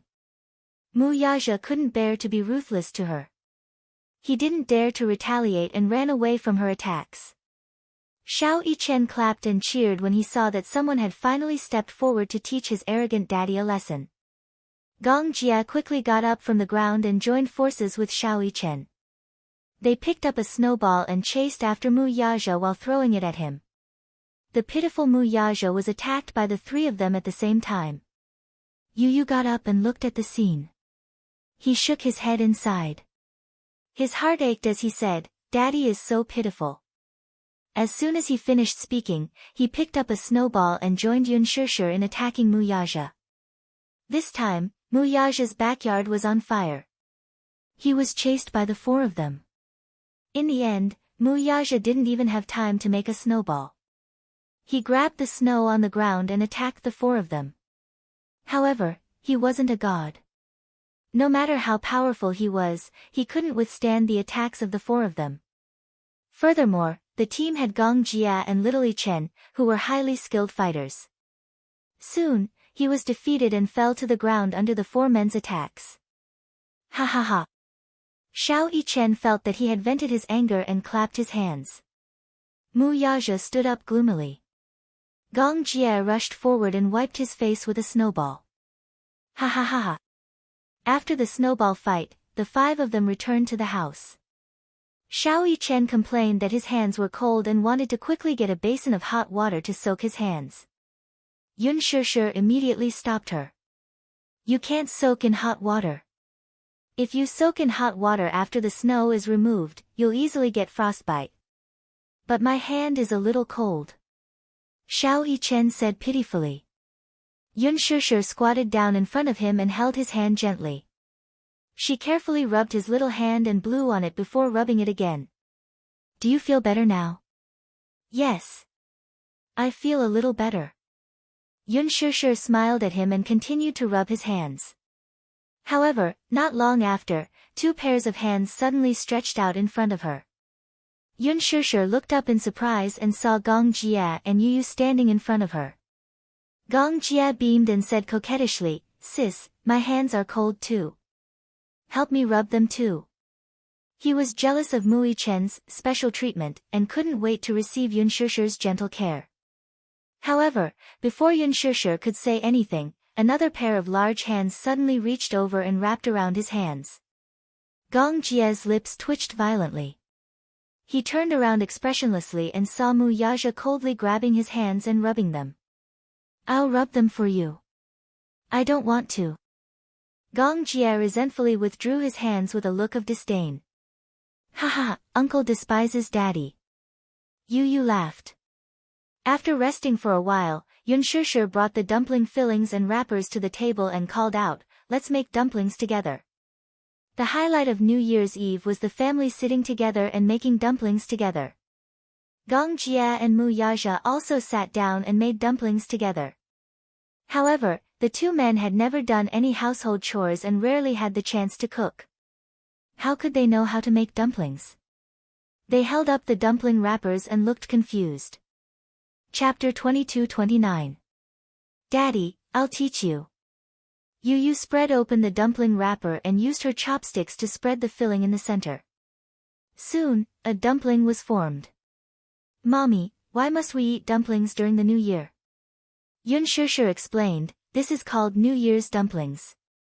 Dumplings are like ingots and symbolize wealth. They are also round and symbolize family reunion. Moreover, the dumplings on New Year's Eve are filled with meat. The dumplings are full and symbolize prosperity, peace, and prosperity. Xiao Yichen nodded his head half-heartedly. Oh. So there's such a saying. After Yun Shishir taught Xiao Yichen step by step, she turned around and saw Gong Jia staring at the dumpling wrapper with a bitter look on his face. It was obvious that he knew nothing about making dumplings. Mu Yaja, on the other hand, had finished making the dumplings under Yu's guidance. However, the first dumpling could only be considered as a half-finished product as there was too much water and the dumpling wrapper broke. Yu said in disdain, Daddy, you're so stupid. Mu Yaja was instantly dealt a blow and said in shame, Daddy has been made dumplings before. My first time making dumplings, but they look good. Yu did not give Mu Yaja a way out. Mu Yaja was thoroughly depressed. Yun Shishir sat beside Gong Jia and taught him step by step. Under her guidance, Gong Jia actually managed to make the dumplings well. Before they knew it, it was already 6 p.m. Yun Yichen walked downstairs and saw that the dumplings were already made on the table. Yun Shishir and Yu were busy in the kitchen. Mu Yaja was in charge of assisting, while Gong Jia and Xiao Yichen were watching TV in the living room. There would be a spring festival gala on New Year's Eve. Although it was not time yet, it was already being previewed and replayed last year's gala. What about Xiang Yu and the other 2? Yun Yichen realized that the mother-daughter pair was no longer around, but after giving it some thought, he guessed that the 3 of them were tactful enough to return home. At 7:00 in the evening, the reunion dinner was ready. Yun Shishir stood at the door and looked around for a while. She waited bitterly for a long time, but there was still no sign of Hua Jin. Could it be that he had forgotten? She returned to the house in disappointment. Hua Jin took a taxi to Xiangdi Walk. According to the address sent by Yun Shishir, he found his way there. Standing at the door, through the floor-to-ceiling window, he could easily see the harmonious scene in the living room. The family of 6 sat around the table, laughing and chatting happily. It was a happy and harmonious atmosphere. He couldn't help but feel envious. Envy and yearning rose from the bottom of his heart. How many years had it been since he spent the new year with his family like this? As far as he knew, there was no concept of celebrating the new year.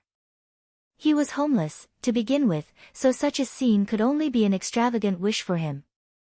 Hua Jin walked to the door and reached out to press the doorbell, but just as he reached out, he realized that he did not have the courage to press the doorbell. He furrowed his brows and retracted his hand guiltily. He blew on his hand and rubbed it gently. Outside the house, heavy snow was swirling in the air. The snow was getting heavier and heavier. It was as if countless cotton balls were floating in the air. Hua Jin was wearing a coat and a scarf. The fluttering snow landed on his body and face. Standing in the snow for a long time, even his eyelashes were lightly covered with a thin layer of snow. With just a gentle blink, the snow fell from his eyelashes and was blown away by the wind. Chapter 22:30. He yearned for it but didn't dare to step in, as he felt like a foreigner with nowhere to return home. Hua Jin slowly took a step back and returned to the courtyard. Through the French windows, he stood there quietly for a long time, silently looking at the harmonious scene in the house. While he was envious, he also felt that he shouldn't disturb such a warm moment. He probably wouldn't be welcomed, right? He didn't dare to imagine that when he walked in, those pairs of doubtful, repulsive or conflicted gazes would be directed at him. Just the thought of it made him feel exceptionally uneasy and helpless, so it made him feel awkward and even more nervous. At the same time that his heart was uneasy and timid, there was also a kind of loneliness. Would such a warm light be lit for him? Because of this flustered state of mind, he ultimately didn't have the courage to step in.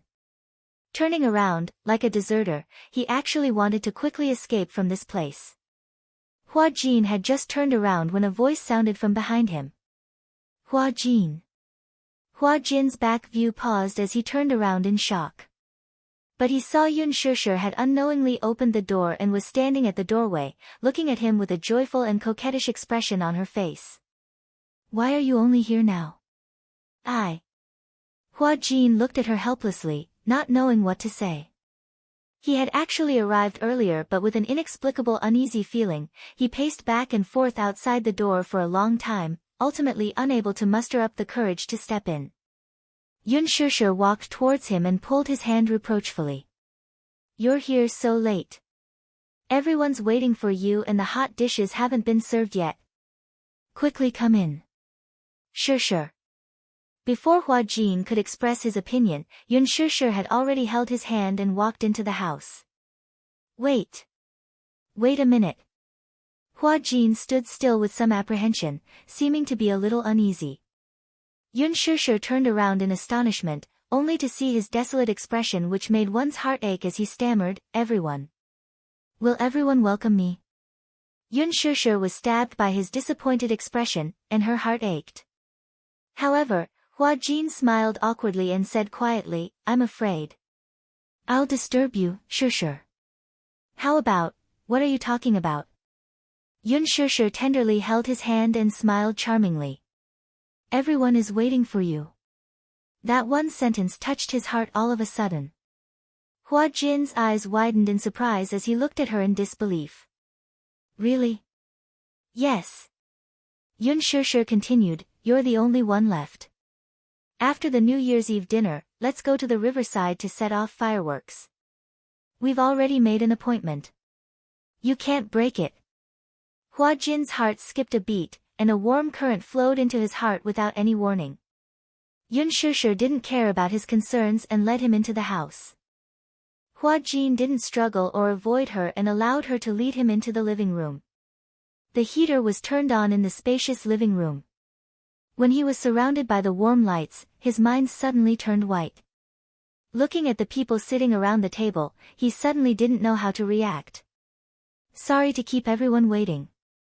Let me introduce you. This is my friend, Hua Jin. Xiao Yichen was the first to stand up when he saw him. Oh. Mommy said that a friend would be coming over tonight. Is that brother Hua Jin? I know him. The male lead of Lethal Beauty.